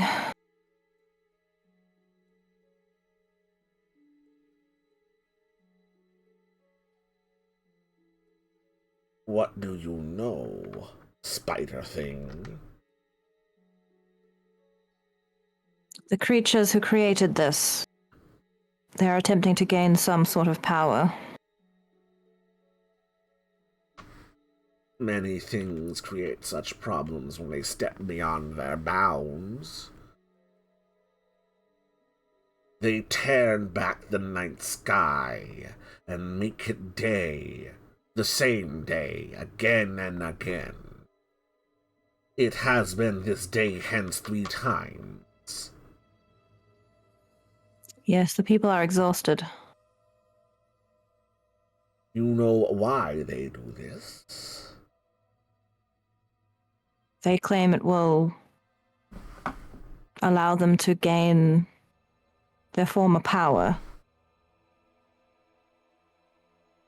You know what they are? Fae creatures, fairy folk. It looks at you, it doesn't understand. They are. How would Evelyn describe Fae? Like, Fae are from another world, are they, in this setting? Or would Evelyn even know that? Evelyn asked her friend. Fair. You being. So I think you've rolled an occult on fairies before, and I don't think you rolled very well. Nah. You know about as much as a medieval peasant would know about fairies. So they're the other folk who live in the wilderness, and you're supposed to treat them with respect, or they do bad things to you. They're Basically. malevolent creatures that use people for sport. I don't know. Should look around at the group to see if they have any other explanation. Kim looked confused with the language you're speaking. Beats Oh, me. she's speaking in English again after. They. Is that a word for... Oh, wait, my aura. Yeah, what my aura see. Oh right, you're still aura percepting. Yay! This is still the same scene. This thing's aura is made out of a shining gold. It is streaked with red and shades of light green and like dark blue. But the aura itself is a bright gold. It's a spirit!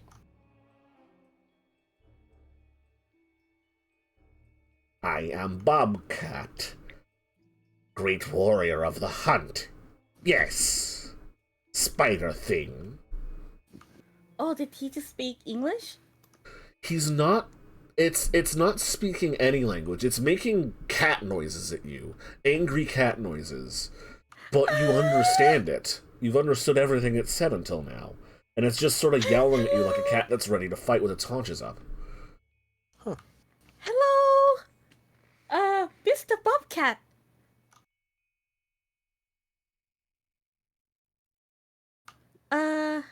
You, you dress like the locals.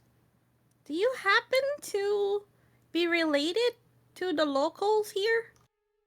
I am of the land, not of the people. Oh, I am all right. Bobcat, spirit of the hunt. How many times must I explain to the spider thing what Bobcat is? I'm sorry, Spider Thing doesn't understand much. Can you They explain are- what the fairies are?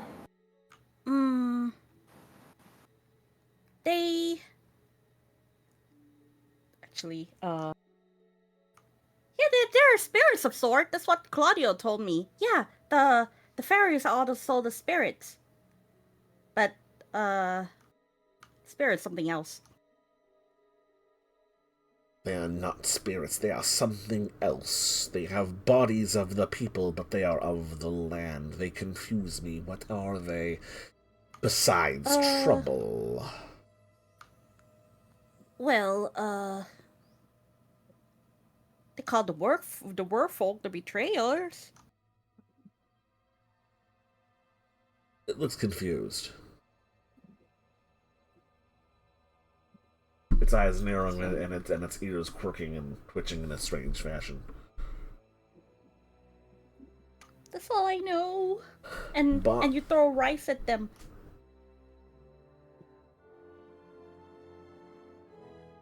Bobcat knows they do not belong here and they are doing something wrong to the land. Bobcat knows they must be stopped. Do Bobcat knows how to stop them? An arrow to the heart would work. Fangs and claws to the throat and face. Huh? They cannot break the world if they are dead. But... is there any other way? Perhaps you wish to negotiate with the wild things? Bobcat is a spirit of the hunt. A great hunter. The greatest of hunters. You hunt alone? Yes, but there are too many here for Bobcat. Spider things are ambush predators, but spiders' fangs are still deadly. Perhaps Bobcat will lend the spiders Bobcat's aid if they swear to kill the wild things for it. Or at least get rid of this wrongness. We will try to talk to them, but if they will not listen, then we may have to.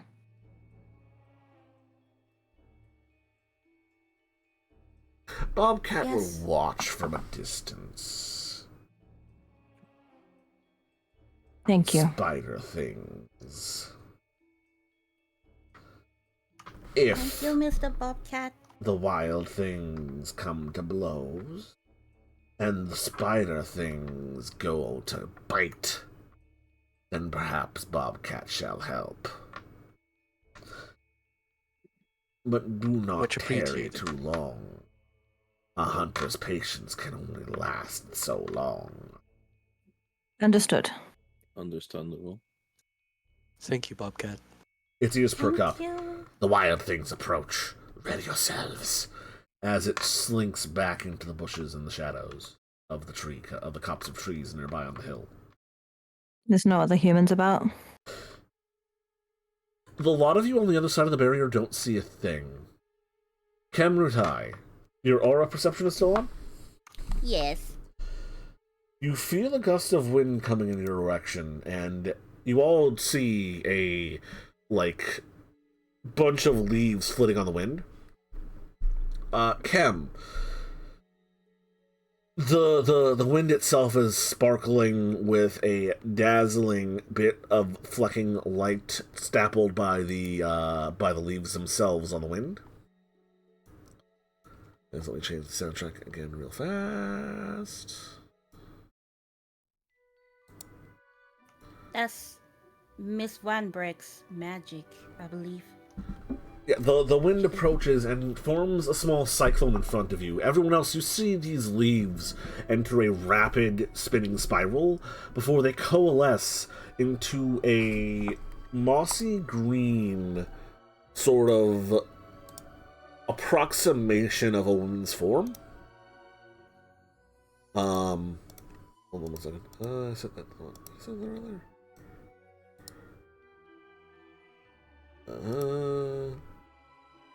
And before you, standing about somewhere between 5 and 6 feet tall, the approximation of a shapely woman with deer antlers, formed by the whipping winds. Can I tell it's really her, not some sort of illusion? Not really. It's hard to tell with magic like this, especially when you're not versed in how it works. I have seeing the unseen. You may roll me a Wits plus Arcane to see if you can Arcana or whatever the Occult? occult. That's the one in this setting, in this role-playing game system. Rolling wits plus occult to Knowledge see if you can Arcana. make heads or tails of this. I play a lot of role-playing games, y'all. I'm writing a role-playing game, y'all. Well, that specialization did not come in handy. This Oh, seems... it's not a specialization. It's aspect ability to see through illusion or hidden things. You have to turn those on. Wait, no, do you? What's that? What page was it? The sidebar over there.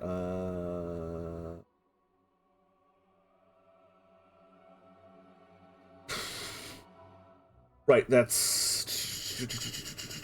No, that does not apply. That's for seeing things that are specifically being hidden. This is some kind of magic specifically being used to show you something. Yeah, I believe it's used against glamour too.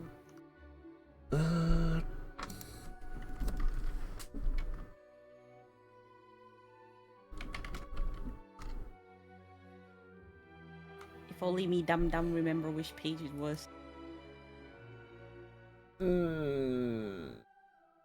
Ah, there it is. 150. Yeah, it see through chemistry and other power of being like Maggie Wrath. No. Okay. You can tell, though, from your wits and occult, this is some sort of like a messaging spell. It's not an illusion, it's like a... To our eyes, it's a phone call. They're using magic Skype. Or Discord.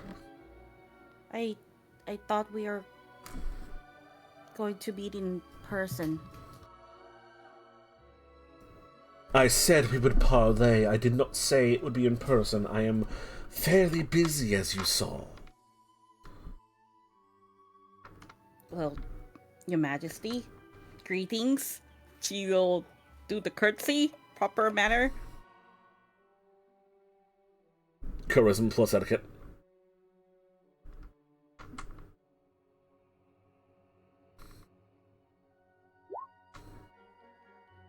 Okay. She looks about the rest of you. Imperious, even though they're made out of yard clippings and bits of flowers.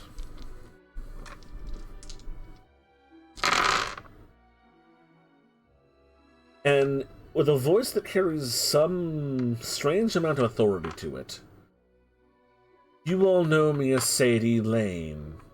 However, I am of clan Gwydion. Sadie of the clan Gwydion. I am the local baroness of the Fae circle here in Vreehaven. And I have come to parlay with the lot of you, vampires of the New World. It has come to my attention that you have concerns over the mortal lives within and without this experiment. Myself and my hedge are participating in.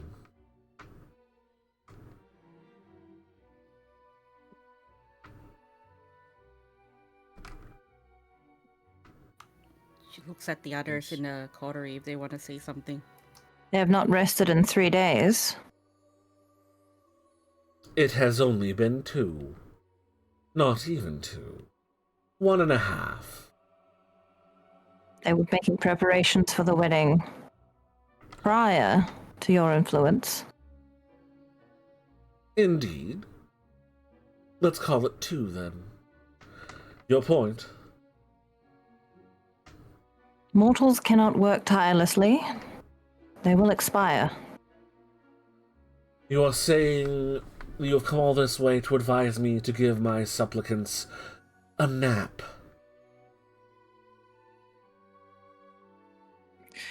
Not only that, I'm sure you know that you're meddling with things that could have disastrous consequences.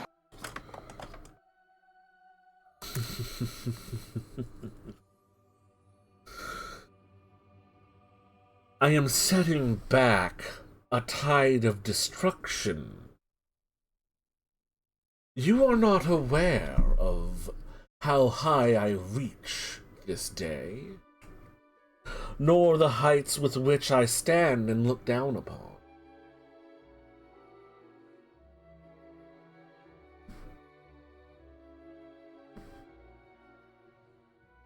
Tell me, vampire, what would you say if the king of your kind was smote one day, and your people thrown into turmoil for centuries, and then, in a golden opportunity, you could raise your king and put him back upon his throne?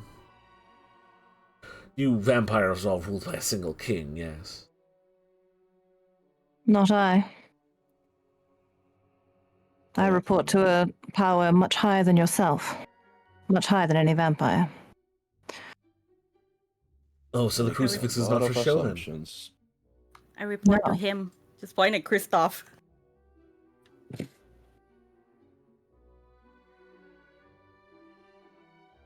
Making a lot of assumptions there. We know precious little of your kind beyond it is wise to stay away. I figured such wisdom was mutual. It was. Until you made it impossible for us to ignore your presence. Ah, yes, I am told that the light from this town does extend beyond the barrier. A simple mistake. In our eagerness, we may have blown away the mists. They'll be returning soon.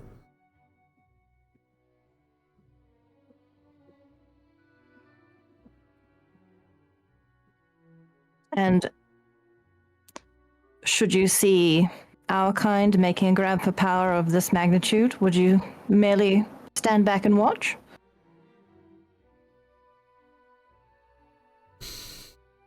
She smiles. No, I suppose I would not. But my kind does not make it a habit of preying upon others.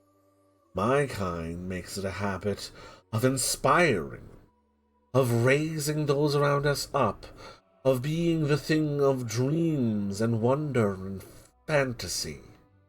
Ah, yes, controlling the minds of an entire region. So benevolent of you. They're having a lovely time. And they're Not by their own volition. And they are reversing a tide of ice and snow and death the world has been choked under for centuries. A little bit of involuntary jolliness for a few days won't harm them that badly.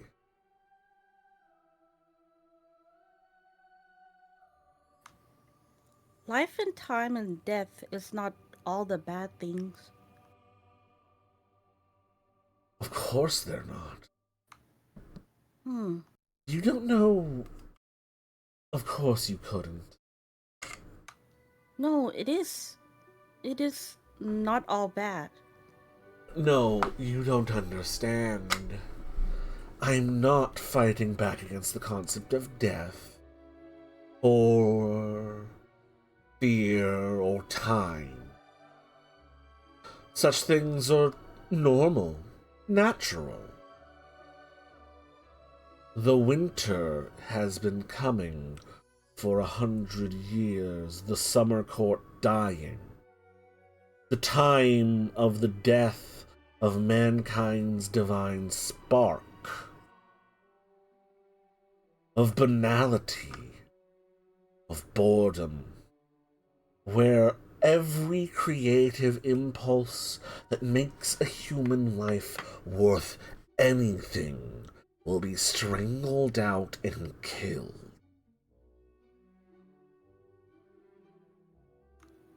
The king you mentioned, your king, is he of the summer court? We are not merely trying to reach one noble vampire. The rulers of our courts have long since fled back to the gates of Arcadia to hold back the eternal winter, to try and stave it off. We light the beacons. We show them a place that is fertile and ripe, a place where we could flourish again and turn back the winter. Oh, so you're bringing them here?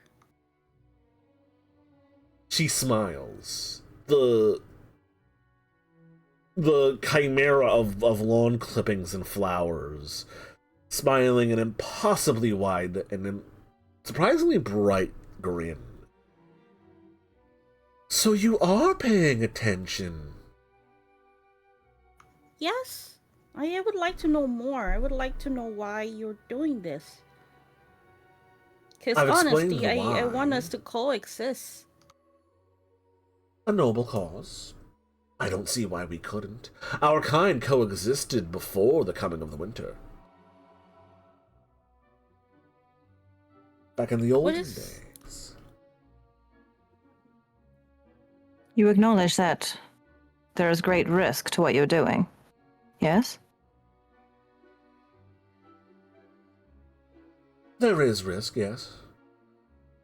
Things could go wrong. But they won't. If we're successful, you will benefit from it greatly as well. After all, your kind used to be kings and queens, princes and lords, who ruled over entire nations of mortals. Now, from what I understand, only your greatest emperors still hold domain. So scared you are of the common folk that you even hide your fangs.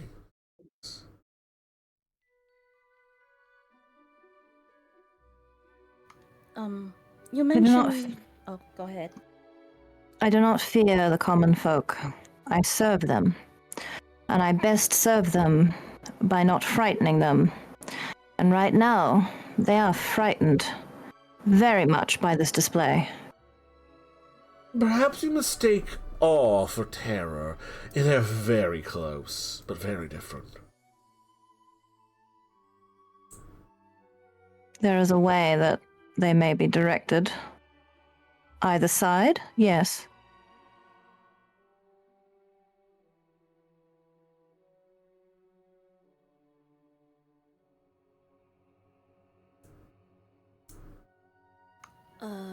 You mentioned this being an experiment.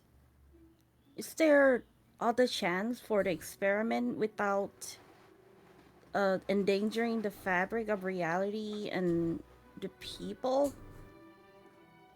Without...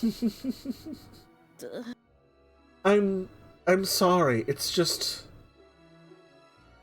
You're vampire. You're predators.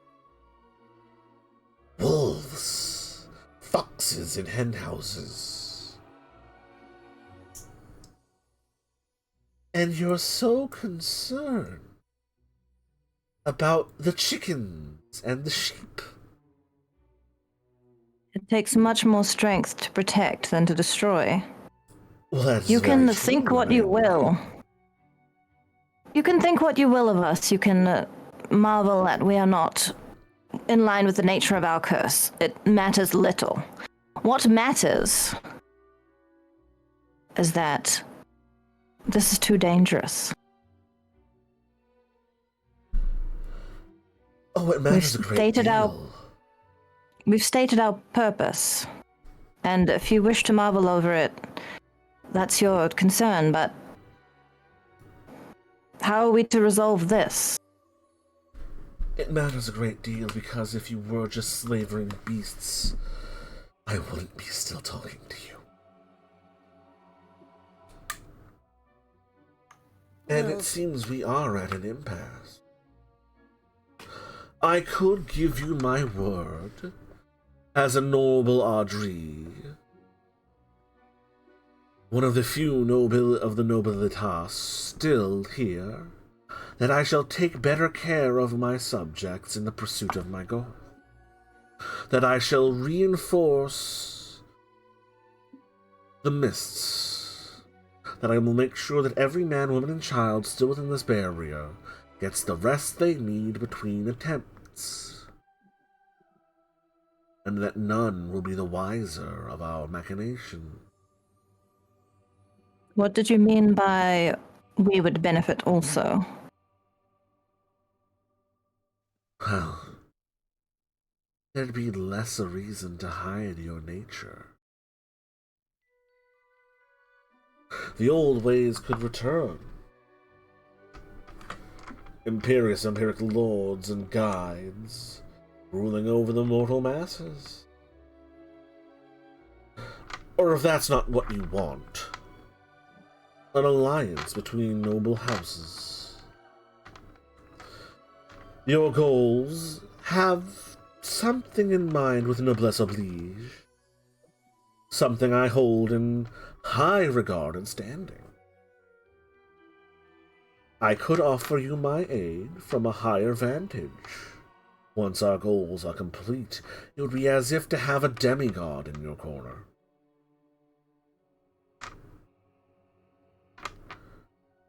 In fact, you might be able to fix something to make this whole mess go all the quicker.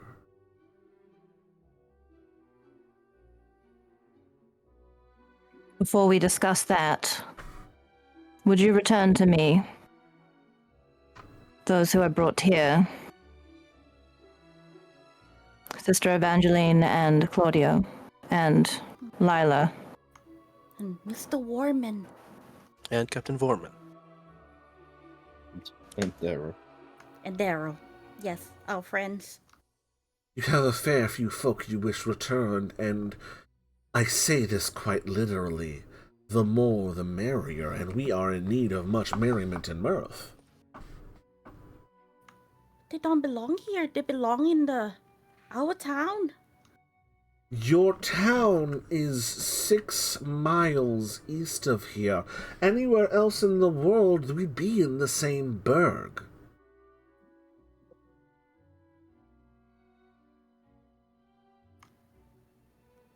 Let's say. But fine. All right. She keeps her head down. We could return them to you. We were going to return them once we were done anyway. We're not slavers.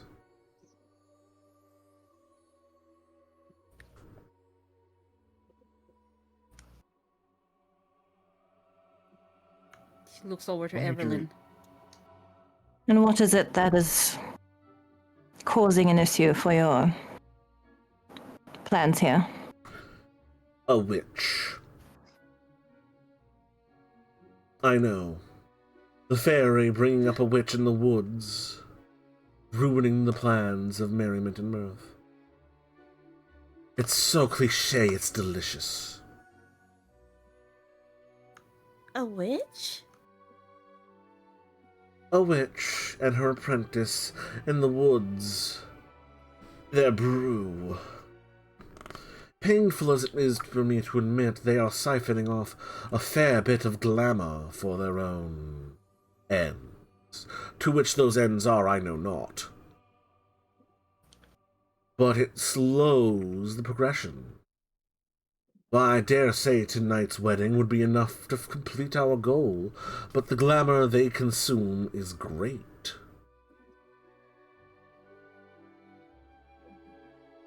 Evelyn's gonna glance at Kim. Kim's trying to keep her shit together. If we ask them to stop siphoning your glamour, then you guarantee your purposes would be served and no harm would come to the world.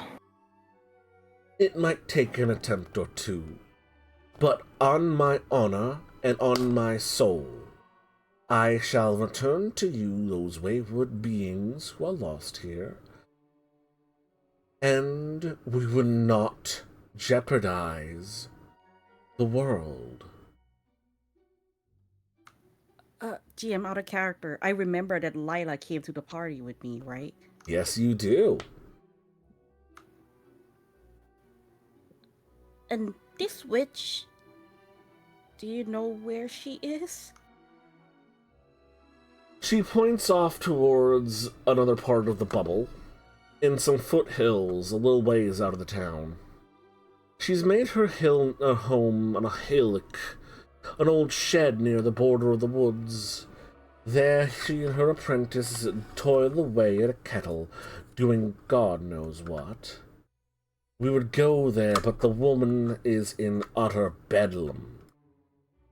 And Bedlam? a witch, at the best of times, is a dangerous thing for a fae to be near.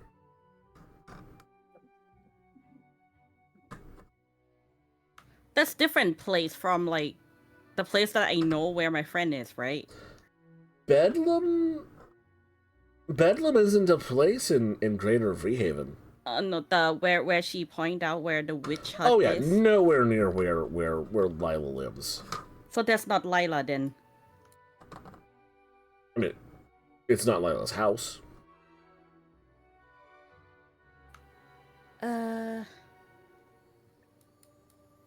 So Does it?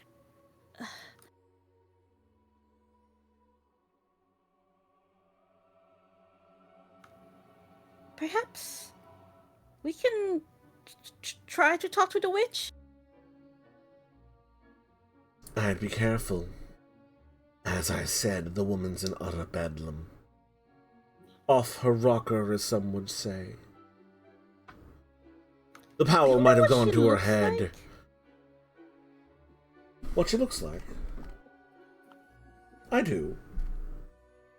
Yes. Can you describe her, please? Green eyes, blue eyes, sharp nose, dirty sort of brownish orange hair, bit of a frown, frumpy, homely, curly hair underneath a little hat. Though she may be a bit exaggerated now.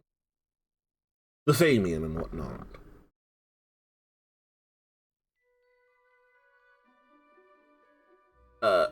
She basically described Lila to you.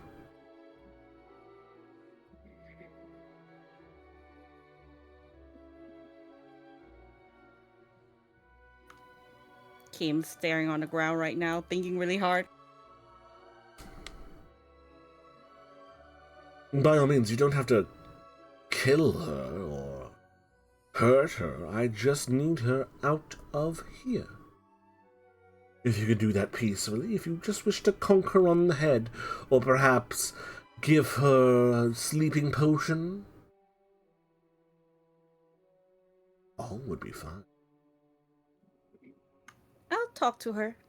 Maybe we can sort all this out in peace. Very well. One more Well, question. Go right ahead. Should your attempts here go awry, should the world become imperiled by it, do you have a means to stop it? What would you do? Would you merely retreat yourselves from the world? If things were to go awry, as I have sworn to you, rather than letting things cascade and overflow, which frankly would be fine, at least for me,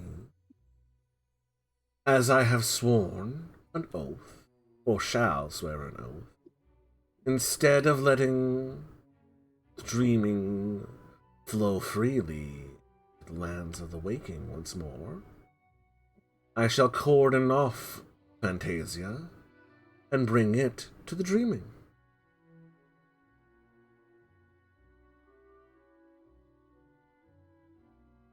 And what prevents you from breaking such an oath? You know very little of the nature of the Fae. We are dreams made flesh. We are our oaths, we are our ideas. I cannot break an oath made in the correct way, in the old ways, signed and spotted on the dot, so much as a fish could learn to breathe air and walk on two legs. And am I to be presented with a Fey attorney to ensure that the oath is sworn per your requirements? I'm sorry, I have little faith in dreams. They've never been kind. I would like to detect lie on her too. The You may roll non-supernatural me way. a tech lies. That's gonna be a wits plus. I'm gonna say empathy. I have a specialization in detecting lie. Mm-hmm. 1, 2, 3, 4 successes. She's not lying that she can't break an oath. Such a thing will be impossible for her.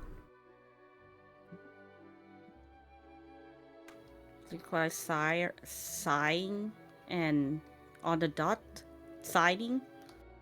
If she were to sign on a dotted line, an oath made in good faith in the ways of the old ways, she could so little defy it as a fish could learn to breathe and walk on land. And how is an oath struck out in the old way? Are you asking me, or are you asking character? Asking her. There are many ways. A vellum scroll from the prize, made from the skin of the prized pig or cattle, written in ink drawn from the blood of both signatories, with the powdered dust of a pearl or crushed silver woven into it. Sworn while both give their names, both given true and Christian. That would be a powerful binding indeed. So we are Have not you doing all of that these right now. resources? We have silver, we have a prize cow, and I believe we both have blood.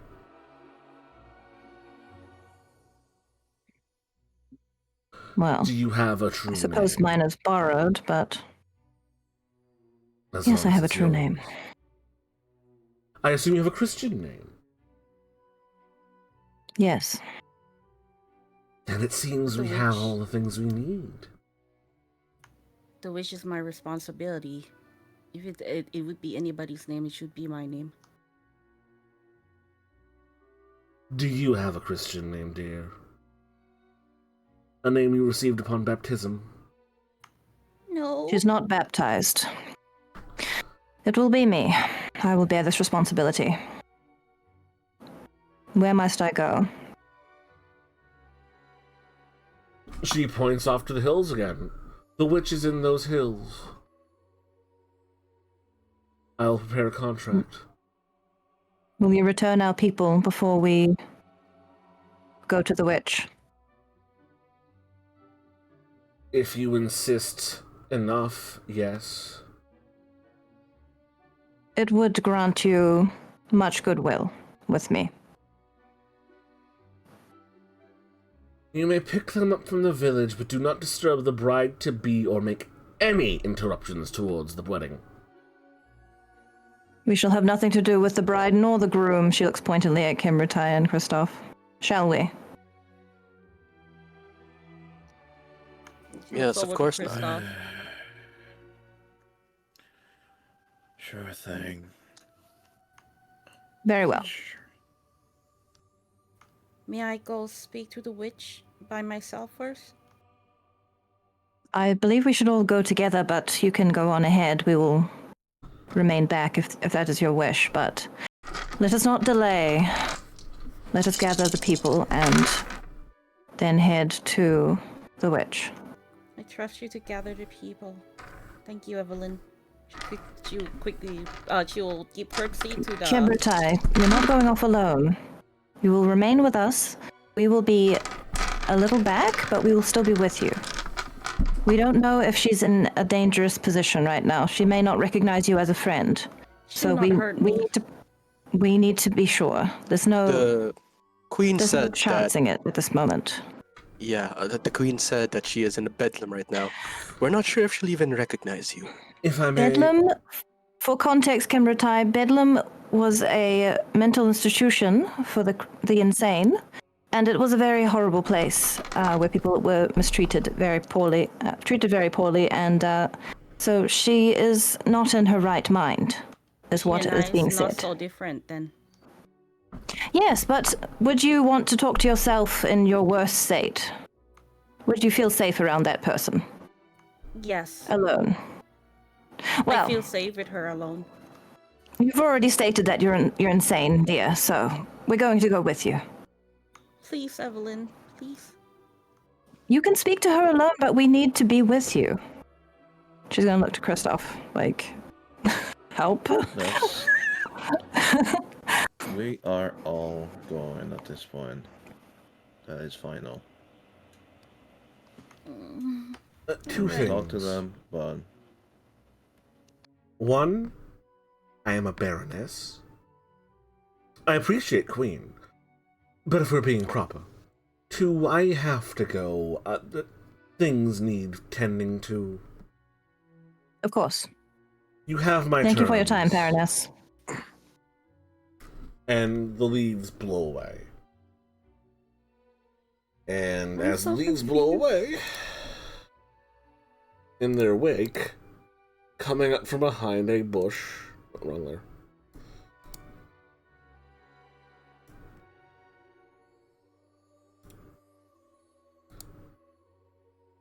You see an orange cat.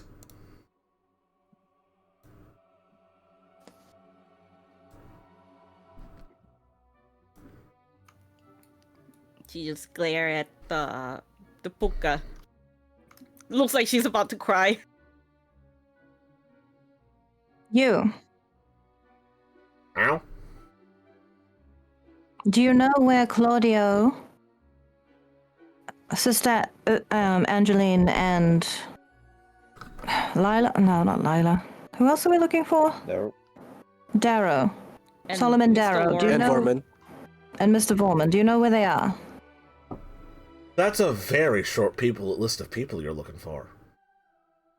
Now, there definitely shouldn't be other people you add to that list, meow. Absolutely no one else you need to rescue from here. Especially not those who actually care about the poor bastard, meow.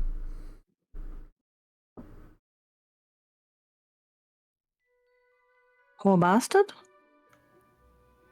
Meow, of course. Meow, yes. The poor bastard. Meow, the happy man. Meow, the one here definitely on his own will. Meow.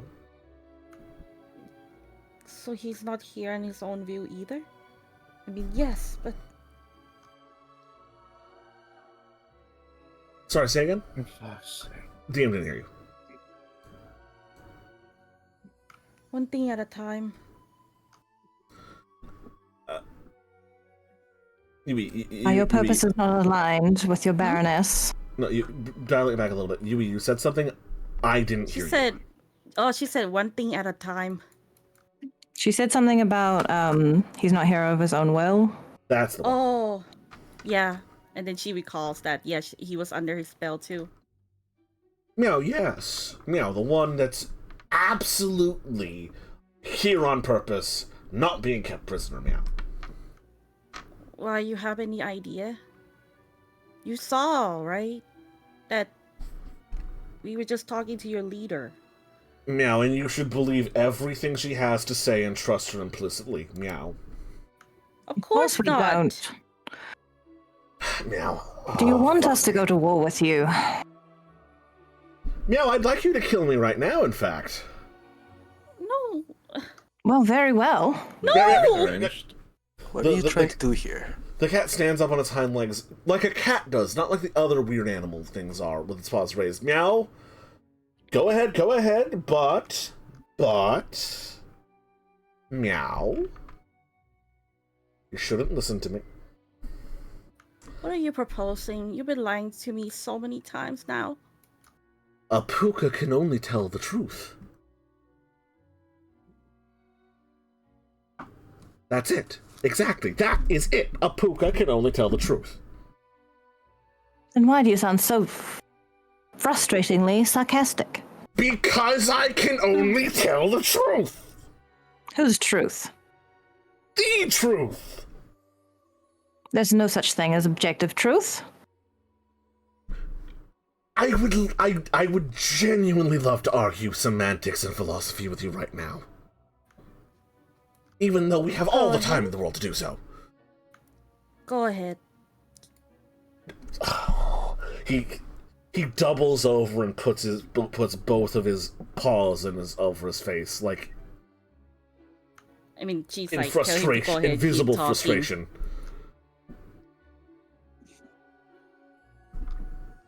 You were so far away from you were so far away from saying the exact. I told you as cryptically as I could.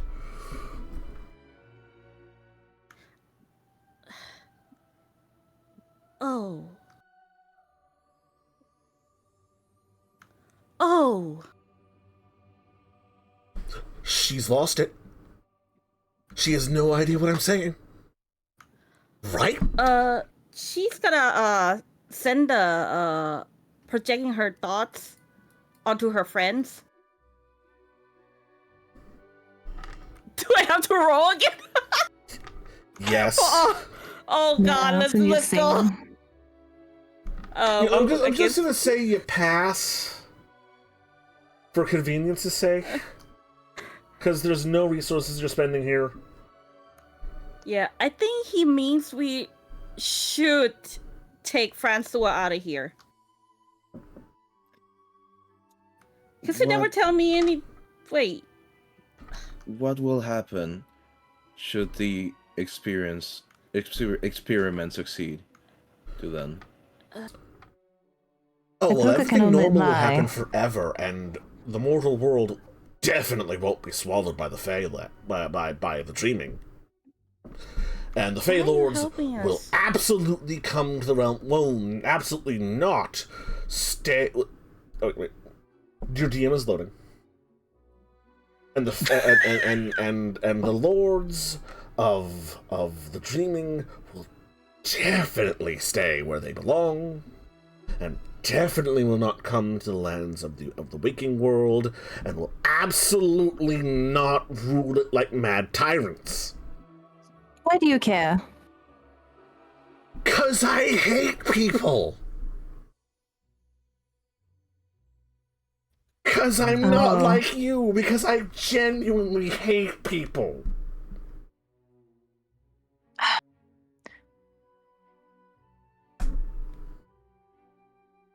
I get it.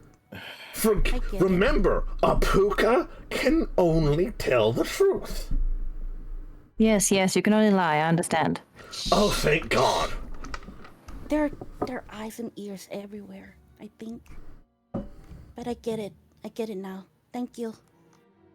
What about you? Like, aren't you in danger? No, not really. Terrible danger. Utter danger. Between you and me. One moment, your DM is loading. Sadie is going to be ecstatic about this. She's never going to let it down. And she's probably going to treat me very well for a few years. But when she goes crazy, and, you know, it'll be terrible, okay? It'll be terrible. I mean, you can seek refuge with us, no? I do. He can only lie. He's saying he'll be fine. The cat taps its nose and points at Evelyn. Alright, but Sadie you is going to find be yourself in just danger. fine about this for forever. And then she'll remember about it, and she'll be pissed off for a while, but she'll realize I was wrong in the first place. And that Yes. the way things are definitely terrible, and they could get worse, but Yes. This drastic change is totally necessary. Yes. Very good. Let's gather the people. Can you guide us? Or at least tell me the general direction in which they are, so I can go the opposite way. I know. Oh, well, Sadie was a lying bitch. They're not anywhere near where she said they were. Of course. Okay, we'll go there then. Look. Sadie is completely sane right now, okay? This Yes, whole thing I gather can go that. off without a hitch if you make sure the wedding is perfect. If I can only lie, I can only tell the truth. If All right. you make sure every part of the wedding goes off well, isn't interrupted, there isn't, say, a jealous suitor who wanders in and yells their true feelings, the wedding dress isn't soiled, the feast isn't ruined, you know, What stops everything's her from perfect and great. What stops The her from doing it all match. over again? That's just it. If everything goes off perfectly, there'll be more than enough magic to do this again. And it'll keep going. Oh, I get it now. I see. She'll beam to the other people. So we just keep Lila doing Lila thing. And then we crash the wedding. That's SMS.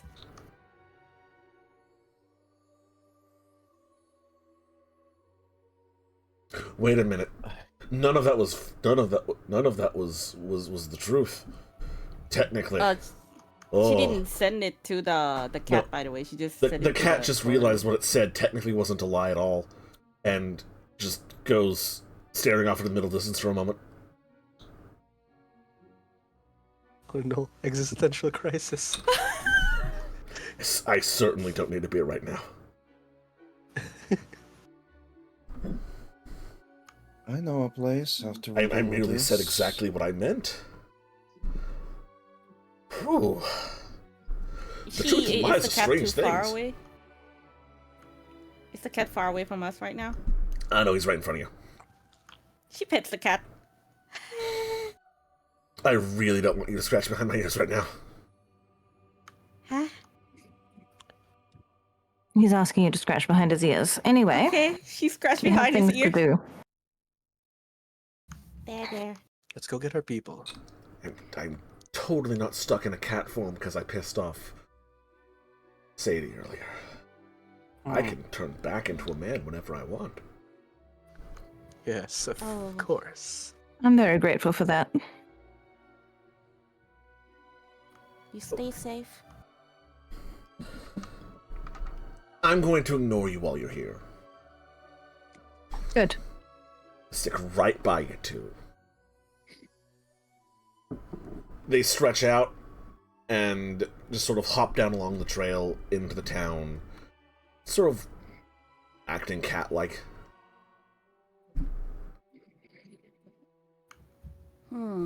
So, what should we do? Well, I suppose, Christoph, you are the one with the experience and not kidnapping Francois. Wink. Yes, I know exactly Right. who to crash the wedding. It's...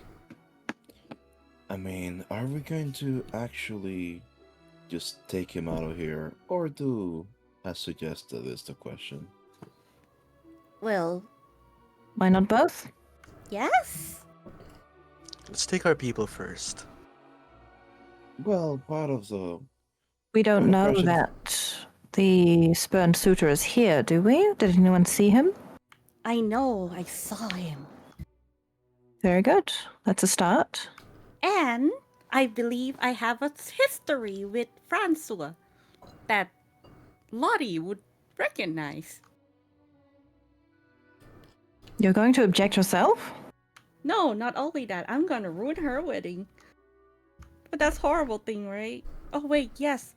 We're doing for the good cause. Yes.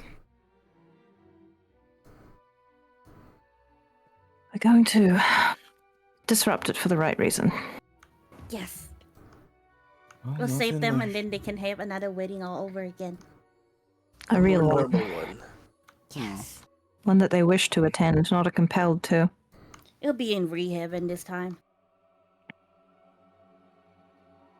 Nothing like crashing the first wedding I've ever attended. Well, technically we already did attend it. Yes. I've forgotten what a headache felt like. I suppose they've been married twice already. Let's go. So, Christoph, you should come with me. Because you know this person better than I do. Yep. Will do. Who's gonna run the... He smirks. Who's gonna run the dress while we're at it? Step by step. Well then. Let's go. So, we're gonna go to Hansel's truck first. And then, maybe Christoph go to, Francois and she's gonna go to Lottie. So everyone's gonna go try to find Hansel Strock first. Evelyn Yes. wants everyone to stay together, yeah. Oh, okay. So Hansel's truck first. Okay, so I'll assume everyone attempts to enter past the event horizon of the daylight dome. Yes. Mm-hmm. This one might as well. We're in our fine dress, right? That was with you when you woke up. You could have brought it with you Yes. and worn it. Yeah, we were in a hurry, so just put that on, I guess. Right. It takes some hesitation and some humming and hawing and a little bit of, cajoling, but you do force your way through. Mary's sitting by the cart. Do you want me to come with, or should I just guard the knocked out guys?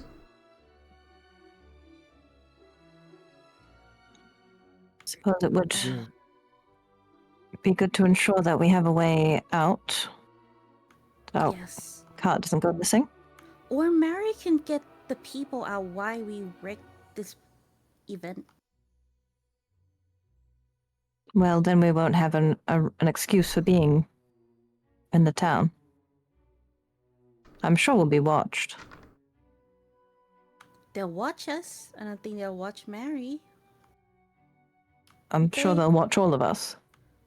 It's... We need to go about this as though we are just gathering the people we have stated that we wish to gather, and happen to quietly do other things at the same time. Alright. Discreet. Oh yes, reminder. She has this power to throw you out. The banana girl. Miss One Brank, she can control the wind of sword. They're guard dogs, bloodhounds, that can sniff us out. I see. All the more reason to act as if we are only doing what we have negotiated. Yes, they're gonna be guarding like I met them at the groom's place, so they're likely going to be at the bride's place as well. And Sadie's and the others, Mr. Bjorn, last time I saw them, they're at the church.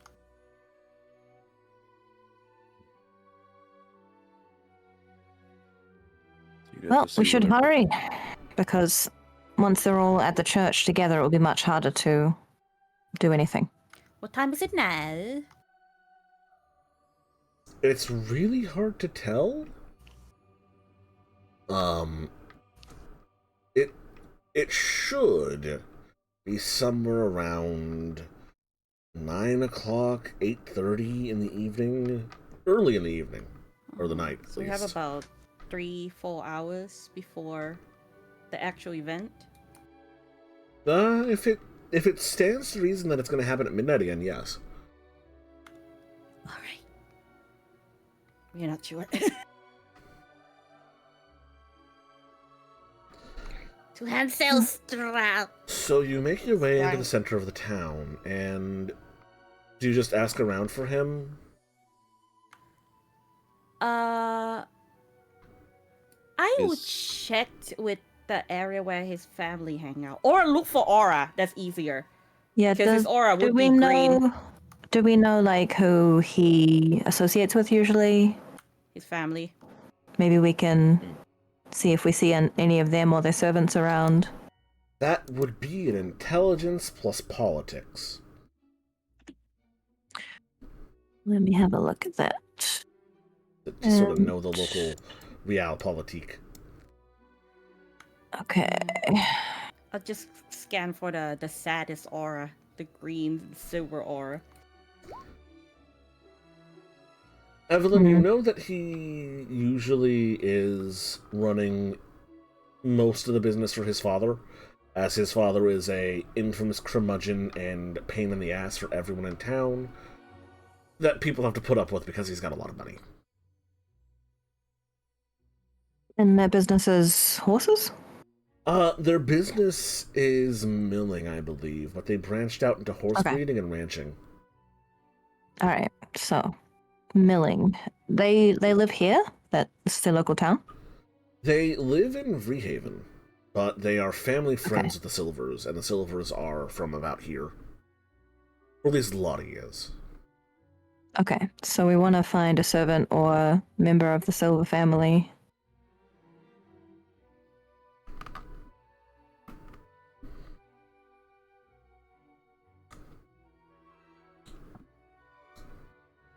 Kenrutai, you wanted to find envious, sad auras. Yes. Yes. Go ahead and roll me your aspects, and then roll me wits plus investigation, plus your aspects. As you are able to see into people's souls. I has no investigation. I said also add your aspects. Oh wait, why is it 5? It's supposed to be 8, but 3 more. Then roll 3 more. A yippee! So that's 0, 0, 1, 0, 1, 2. That's 2 successes. Kamrutai, there is not a dot of sadness or jealousy in this town. Everyone's very happy. I remember what he wore.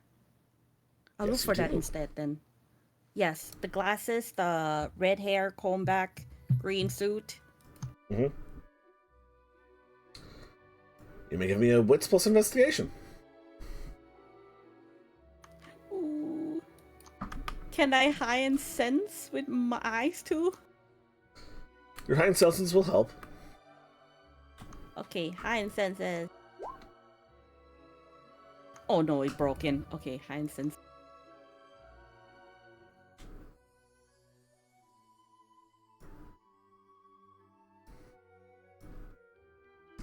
Which part of investigation, Red?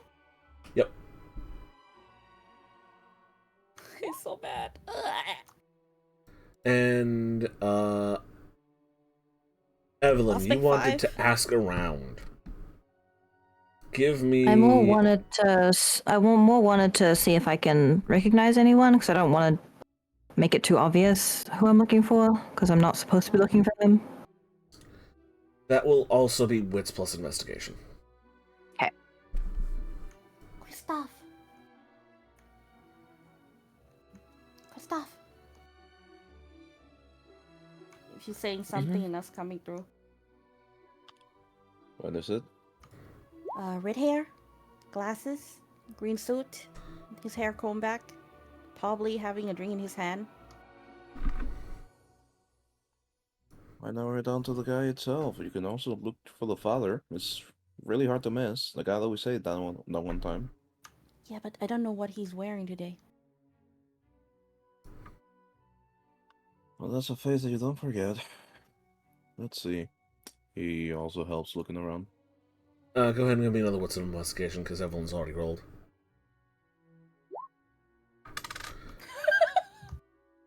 We'll let the ones out. So many ones! So, Kristoff... What the... Kristoff, you're pretty sure you found the guy.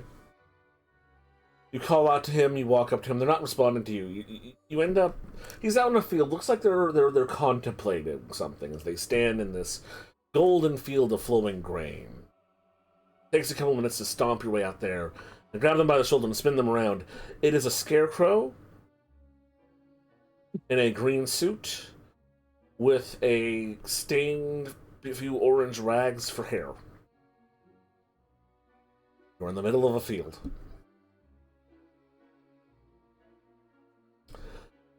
Evelyn, after a while... I think the glamour is affecting him. After a while of just sort of looking around for a bit, you find a group of people in towards where the feasting is going to be beginning. A jovial, happy, graying-haired, fat old man with deep wrinkles in a greenish suit that's a bit beaten up, and a pair of glasses that seems to match the description of the man you're looking for, if not older. Which makes you think that's the father, but that's impossible, because this man's an infamous, grumpy piece of shit.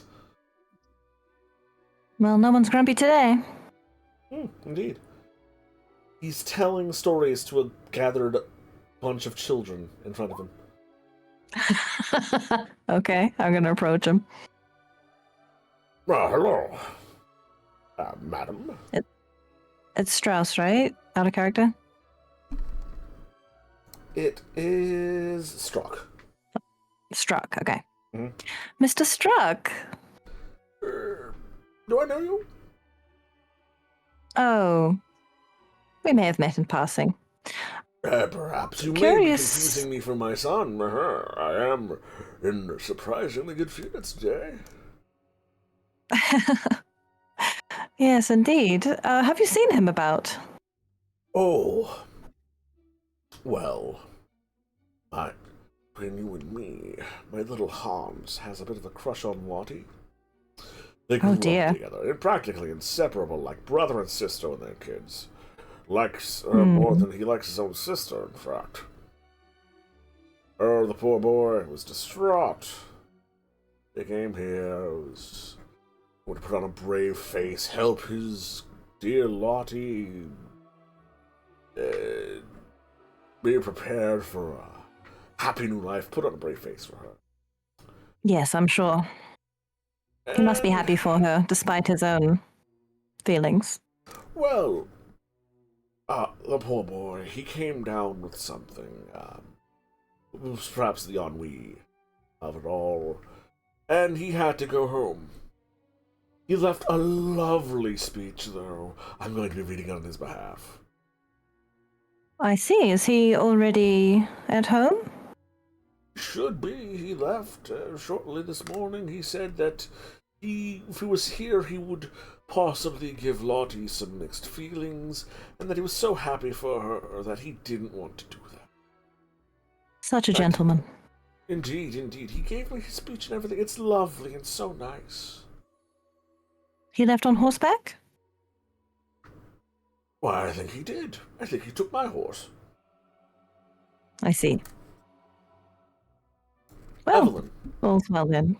something's tingling in the back of your head? Yeah, he's being held prisoner somewhere. No, something else.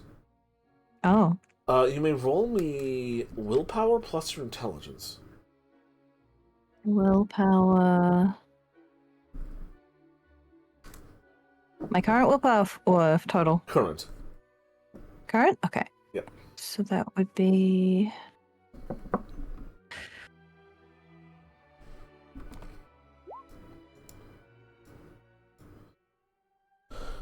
is that's 0, 0, 1, 2, 3, 4 successes.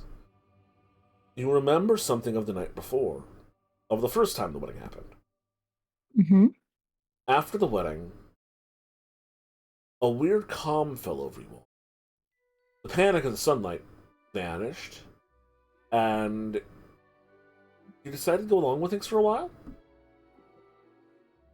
At least until it was time for the speeches at the reception.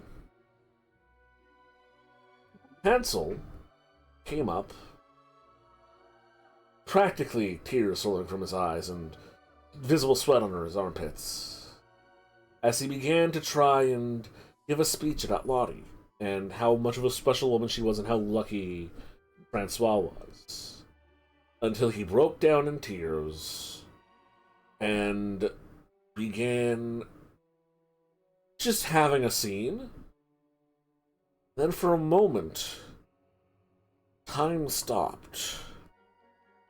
And he wasn't there anymore. And that's when Kemurutai noticed that he wasn't there anymore. And she started freaking out. That's when Kemurutai wasn't there anymore. When Kemurutai wasn't there anymore, you realized Kemurutai wasn't there anymore. So you started freaking out. And then you woke up. In the church. Okay, so he probably is back home. Damn.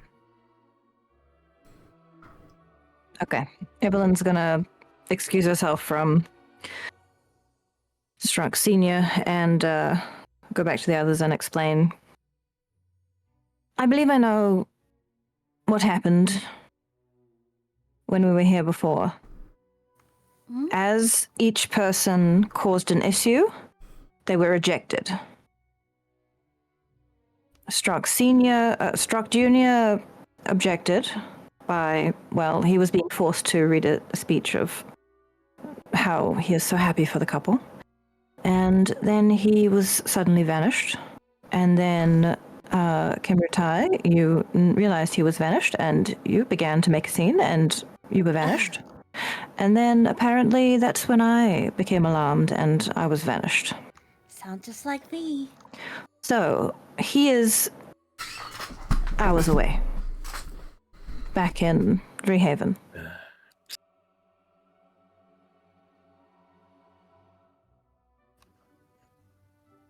Well,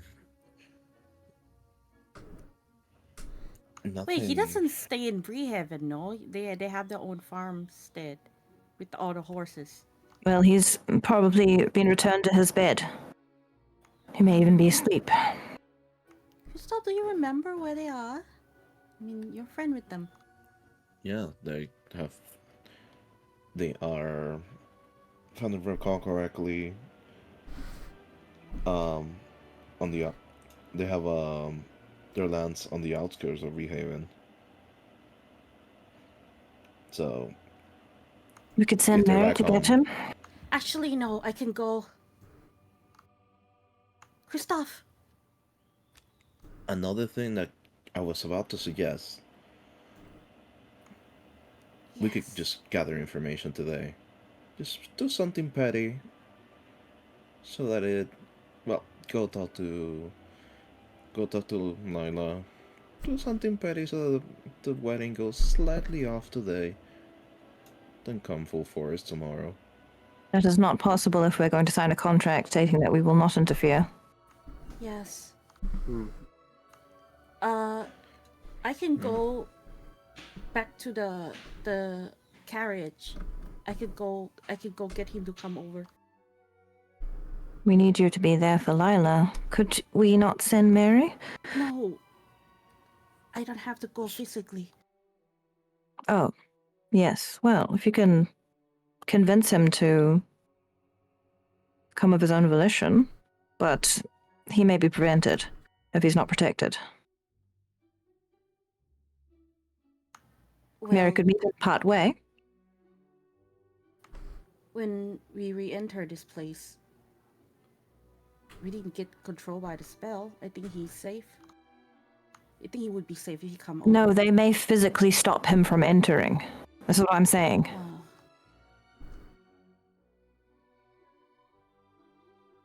But he's Yes, we can. one of our best chance.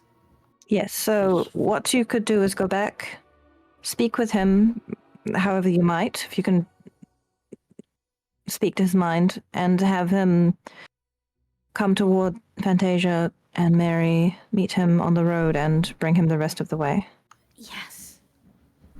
Yes. Well, if you really wanted to speed, just showing an image of the bride and groom kissing. Or I can just bring him over to where the card with Mary is. Actually, yes. What if Mary and the card go away about a mile away from here, so I can. Yes, that would be Yes. suitable, providing that no one. I believe everyone is rather busy, but the idea is that he would not approach the town alone. I see. Should I go with Mary? Don't you need to speak with Lila? Yes, with my body. Alright. Sorry, I'm not following. You plan to. She's about to leave their body. They're gonna be knocked off for God knows how much until they convince them. Well, That's what they mean. I'll bring them back there. yes, take her to the cart. It's obviously suspicious if she's not conscious. Yeah, let's go. Run back to the cart. Well, Benedict, let's find the people we are looking for. All right. Christoph, you can just go look for Mr. Darrow. I'll just head back to the cart. I'll be fine. Let's just say so. And Mm-hmm. not sure if I'm looking for the arrow right now, however. You should take better care of your fool. She will like tap his forearm a couple times before she runs off. Oh, we were supposed to be mid-steps. Well, he heads back in town. So, Kamarata, you want to astrally project and go speak to, The pool boy. yes, Hansel Strock. She's going to the cart first, right? So she's not Yes. going to be like just unconscious in the street or something. Yes, just go hide the body there. Yeah. Meanwhile, Okay. everyone else is going to try and, like, find the various people they're trying to extract from the fairy nightmarescape. Mm-hmm. And also Okay. keep an eye out for opportunities to accidentally wreck everything. Right. So you wanted to find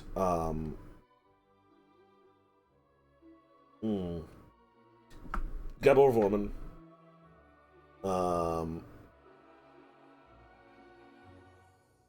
Mr. Darrow, and who else? Claudio. Sister Evangeline and Claudia. Right, the two ghouls. Sister Angeline. Why do I keep saying her name wrong? Evangeline. Angeline. So That's a nice name. Mm. you wish to find. So who's going to try to find Brain? Scary old man. Claudio. Claudia. Who was trying to find Claudio? I think.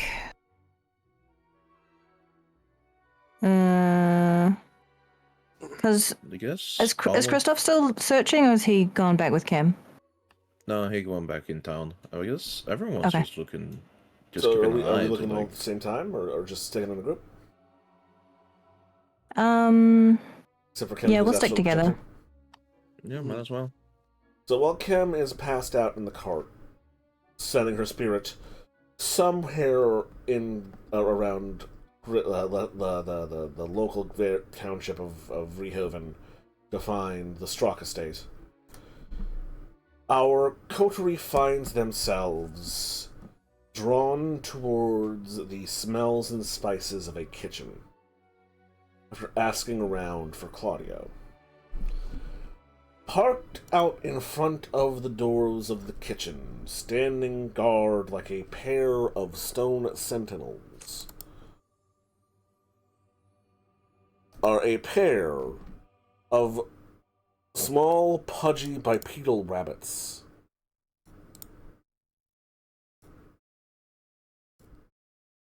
With gormless looks on their faces. Just sort of parked on either side of the door. Glad Kim isn't here.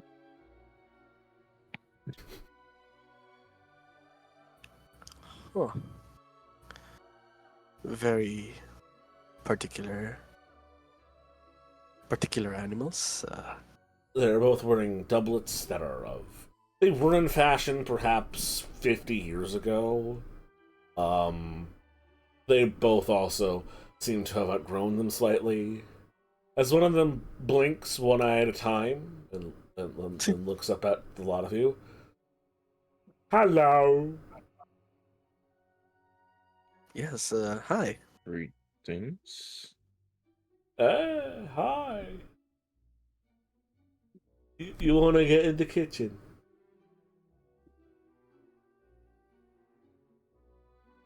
It sounds really good in there. Sorry, the kitchen's smells. busy. Oh no! What if they answered the riddle? Yeah, I love riddles. Do you like riddles? From time to time. If you keep, I'll go a singer of a riddle.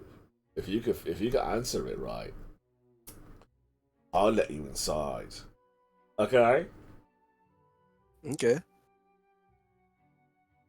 So you come to a river, right? And there's a dog, a wolf, and was it a bag of carrots? No, it was a chicken. And a chicken. You sure it was a chicken? It's a chicken. Okay. And they all want to cross the river.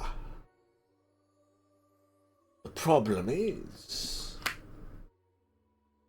you're the ferryman at the river, by the way. You push the boat, right? And you want to make the most monies, so you need to get them all across alive, right? That's the important part. Alright? So, the problem is, you know about animals. And if you leave... there's only room for 2 more on the boat. Yeah, there's only room for 2 more on the boat. Yeah. Can Evelyn, like, slip away while they're distracted? You may attempt to sneak into the kitchen. I'm not going to try and sneak in past them. I'm just going to go around the side to the alley where there's a wall and just walk through the wall. Yes. No one's going to remember shit, so... You may definitely do that without any interruption from the rabbits. Okay. The rabbits just like, oh, bye. Right, so the riddle. Mm-hmm. So Evelyn, you sneak around to the alley, and you're going to use some sort of antenabration power to walk through the wall? Yeah, I have a ritual. I figured that'll take at least 5 minutes, so... Yeah, honestly. Oh, I'll send you the ritual. Where is it? Backgrounds. So I'll give you the short version of the riddle.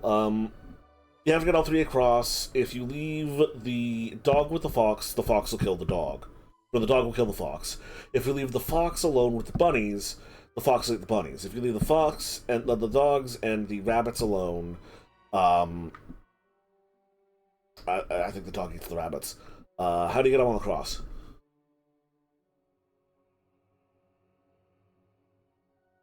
Oh no, the dog will leave the rabbits alone. Because if it eats them, their owner will get mad. How do you get all of them across?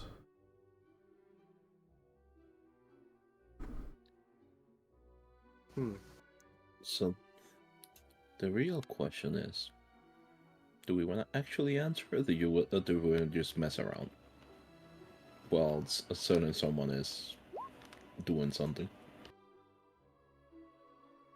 That is most likely enough successes to do the ritual correctly. It's a what level of ritual is it? 1 second. You also don't have to answer the riddle if you don't want to. You could always try to like swindle these two rabbits. Level 3. Level 3, yeah, that's enough because I think it's 4 plus the level of the ritual. Let me check the It says real difficulty fast. 6 in the description. Well there we go. It says so in the description. Yep. Before we answer your riddle, Huh? can we know what's going on inside the kitchen? Oh, they found a bald man who happens to know how to make some really tasty food. Oh, So he and a bunch interesting. of the wives are in there baking. Oh. Now that's an interesting... That's an interesting scene. Now we have to answer this, Benedict. Like, we definitely want to see and taste the pastry, no? Hmm.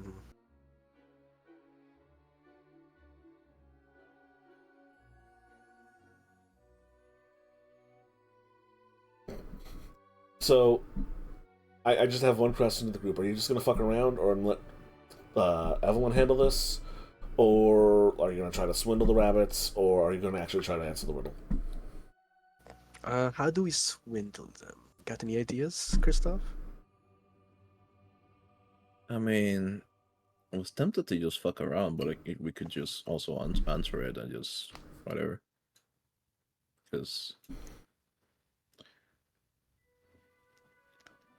I would, Krista would be way too distracted with just trying to look at their eyes to actually try to swindle them.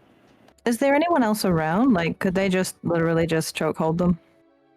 There's people moving about here and there, yes. Like you're not in an abandoned part of town. There's foot traffic. But if you timed it rightly, you could probably punt one in the chest and stomp on the other's head.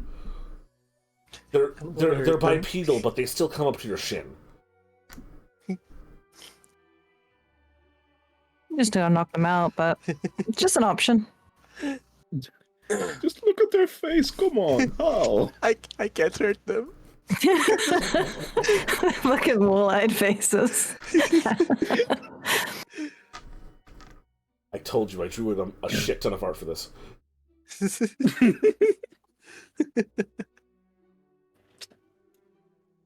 I guess. Whatever. Let's just answer it. Okay. So we will start with taking the rabbits across, and then we'll deposit them at the other side, and return with an empty boat. The wolf and We can't? the dog kills the wolf. All right.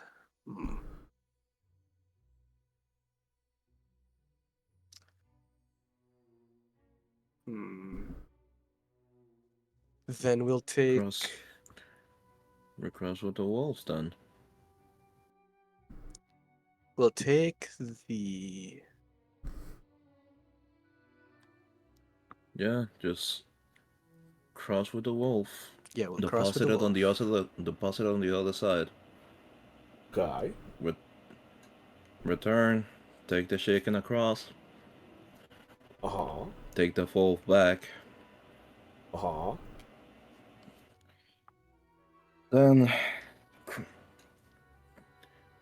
cross with the dog. Uh-huh. Go back, and then take the wolf across. You did it! You're a genius! Hooray! I think they're really smart. They deserve to smell. They deserve to really smell it. Yeah, they deserve to really smell it. Where'd your lady friend go? She's not gonna get to smell none of the treats. She remembered Oh. there was something else that she had to attend. I'll go look for her. It's She deserves to smell the treats. Yeah. One of the rabbits looked really sad that Evelyn wasn't going to be able to smell the treats. it's no worries. It's not needed. We'll She tell her how it smells at least.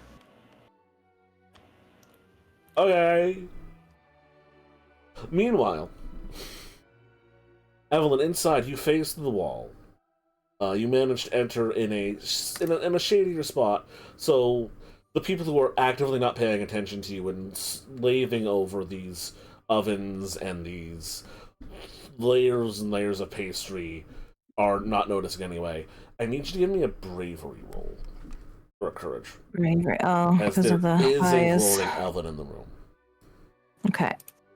Bravery, courage is just straight the courage. Yep. Where's that? Okay.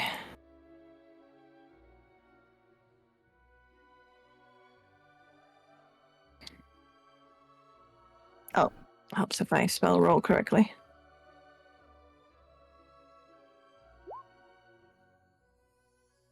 So, there's a large oven in the corner of the room. Luckily, Claudio is not right next to it, but your eyes continually snap back to that, and you refuse to budge. The beast will revolt against you and keep your feet planted on the floor if you go even an inch closer. But as long as you don't approach the oven, you can move around the room. Okay. In the room, you see approximately like two women bordering on elderly, as well as a couple of women who look like they're of mothering age, and one familiar bald Greek man. They're covered front and to the wrists in flour, as Claudia is using a rolling pin to successively roll a piece of some kind of pastry thinner and thinner and thinner, as he barks orders at some of these older ladies on how to prepare some sort of a strange cheese and spinach mixture.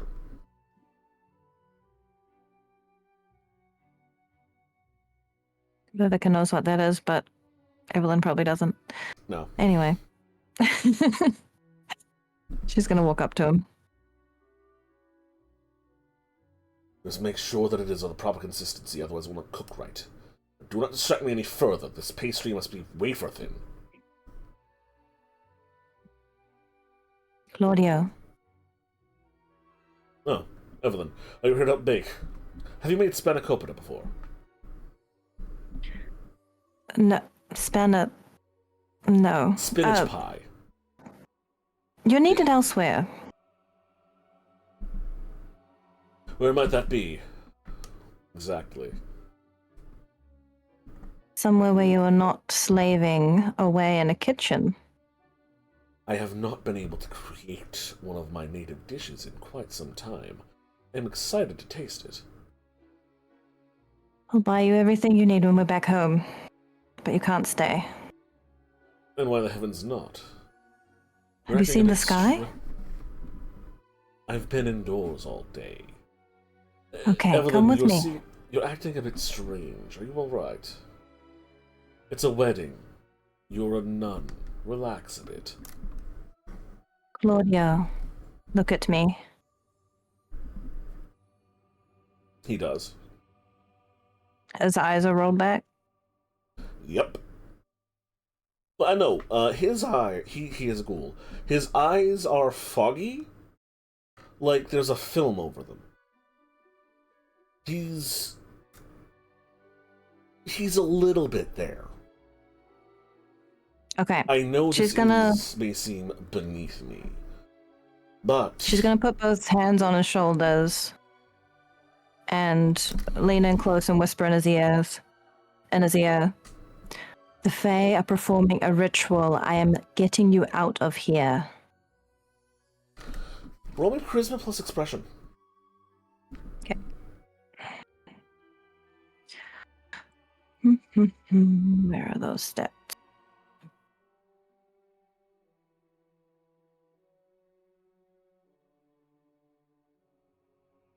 Oh, a window.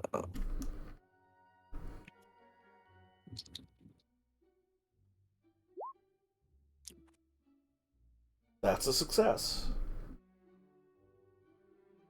Did you say the Fae? Yes, we must go. Come. Well, the Fae are not particularly dangerous so long as you do not cross them. What sort of ritual are they performing? One that could destroy the world. We need to go. Evelyn, I have not survived as long as I have by acting in great haste.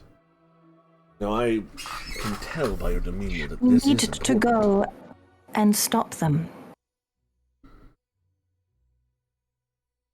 It's about this time that Spanakopita will not stop them. It's about this time that the gentleman... She's whispering in his ear. It's about this time that the gentleman managed to work their way past the rabbit guards. I Can understand. everyone duck behind Claudio? It's So the guards don't see? just Benedict and Christoph. Oh, okay. Oh, Evelyn, there you I are. understand your concern. However, if this is a danger, we must act with caution. The pie can Yes. wait, I agree. What do you know? Oh, hello, boys. Would you like some pie? I'll pass. Later. She's gonna make sure that they're like further away from the other people working, even though they're mind controlled. She doesn't want them to hear, and she will explain. The Fae are attempting a ritual to bring more of their kind into this world and spread their influence. It seems to take over the world. So here's the problem. Getting him further away from the other cooks would necessitate bringing him closer to the oven. Okay, I'm gonna tell him to order them to go by the fire.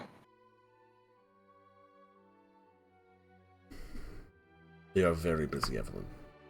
If we are to do as you wish, we must not break sense of normalcy.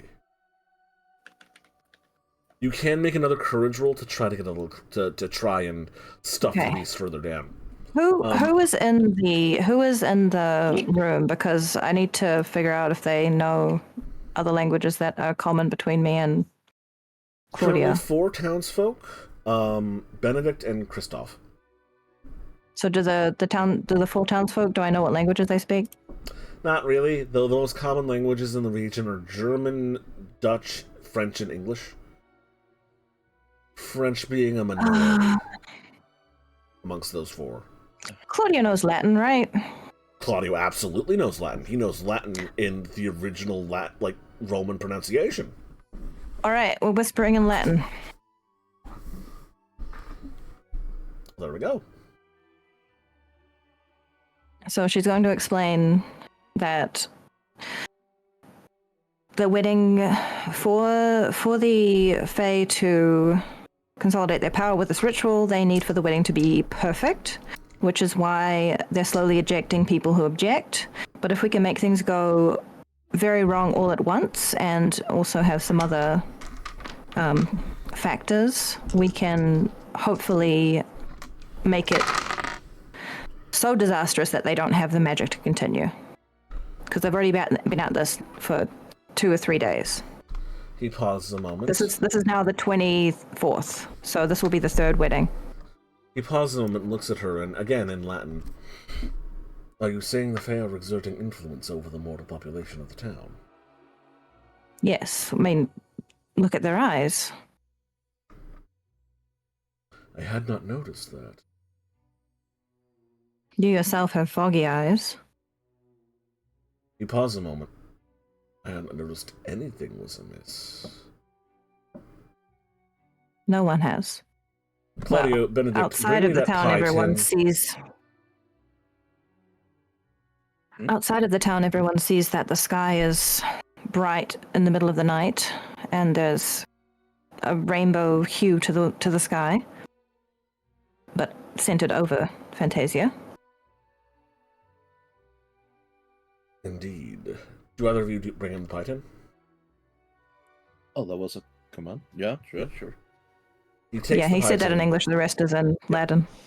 Takes the pie tin, dips it in sort of like a wash bucket, polishes it with a rag, and looks at it. Those, in Latin, those absolute bastards. I will mount their heads on my wall. His eyes clear from the fogginess as he comes to realize he was under mind control and breaks it. Evelyn's gonna give him a hug. It's a shame. I was going to make a very good spanakopita. No, I The guess pie if she can gave him a wait. hug, she would get dusty. I guess she just squeezes his shoulders. She doesn't want to get all covered in flour. The problem is he returns the gesture, so you now have a very flowery shoulder. All right, that's fine. Welcome back, Claudio. Make me into a bloody scullery maid. I have suffered a great many indignities in my centuries. This is... well, it's one of them. Do you have a plan? Besides... Am I unmuted? You are now? Okay, it's just showing a mute symbol next to my name in Discord still for some reason. Yeah. Yes, we have several points of attack. There is Elila, who is siphoning off their glamour in the forest. We have a spurned suitor, who we can have... Wait a minute.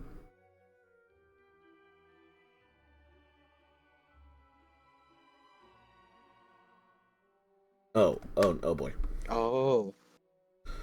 Well, you explain your general plan, and Christoph, not Christoph, Claudio nods. I believe I can help.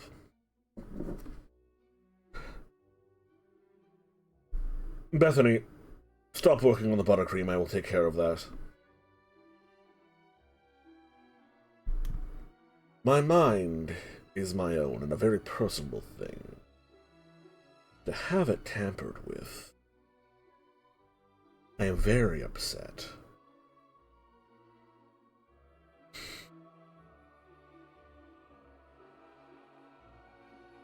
He takes a deep breath. Goes over to this large pot of creamy substance.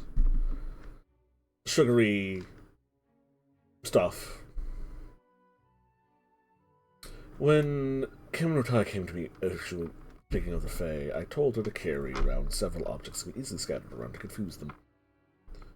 One of them was grains of rice. She did have that on her, yes. So do I. She would have given it to everybody. Everybody should be carrying one by now. As well as her fish oil. He dumps out a bag of raw rice into the buttercream for the wedding cake, as well as a jar of Kemrutai's fish oil. Fish sauce. It spins I'm it on my and phone. mixes it in. Yeah, we hear you. Yep. Okay. I don't Oh, know fish what's paste going water. on with my computer, but You're on your phone? so I'm gonna have to restart. But I'll be here on my phone. Right, my well, PC we're about restarts. to wrap up anyway. So, Christoph stated his distaste, went over to the cream for the cake, and has now poured in a bag of raw rice and fish paste juice. Claudio, yep. Cake sabotaged. Claudio freed. All right. I'm Well, going to call that the takes care session of here because that. we've been streaming about 4 hours. Oh!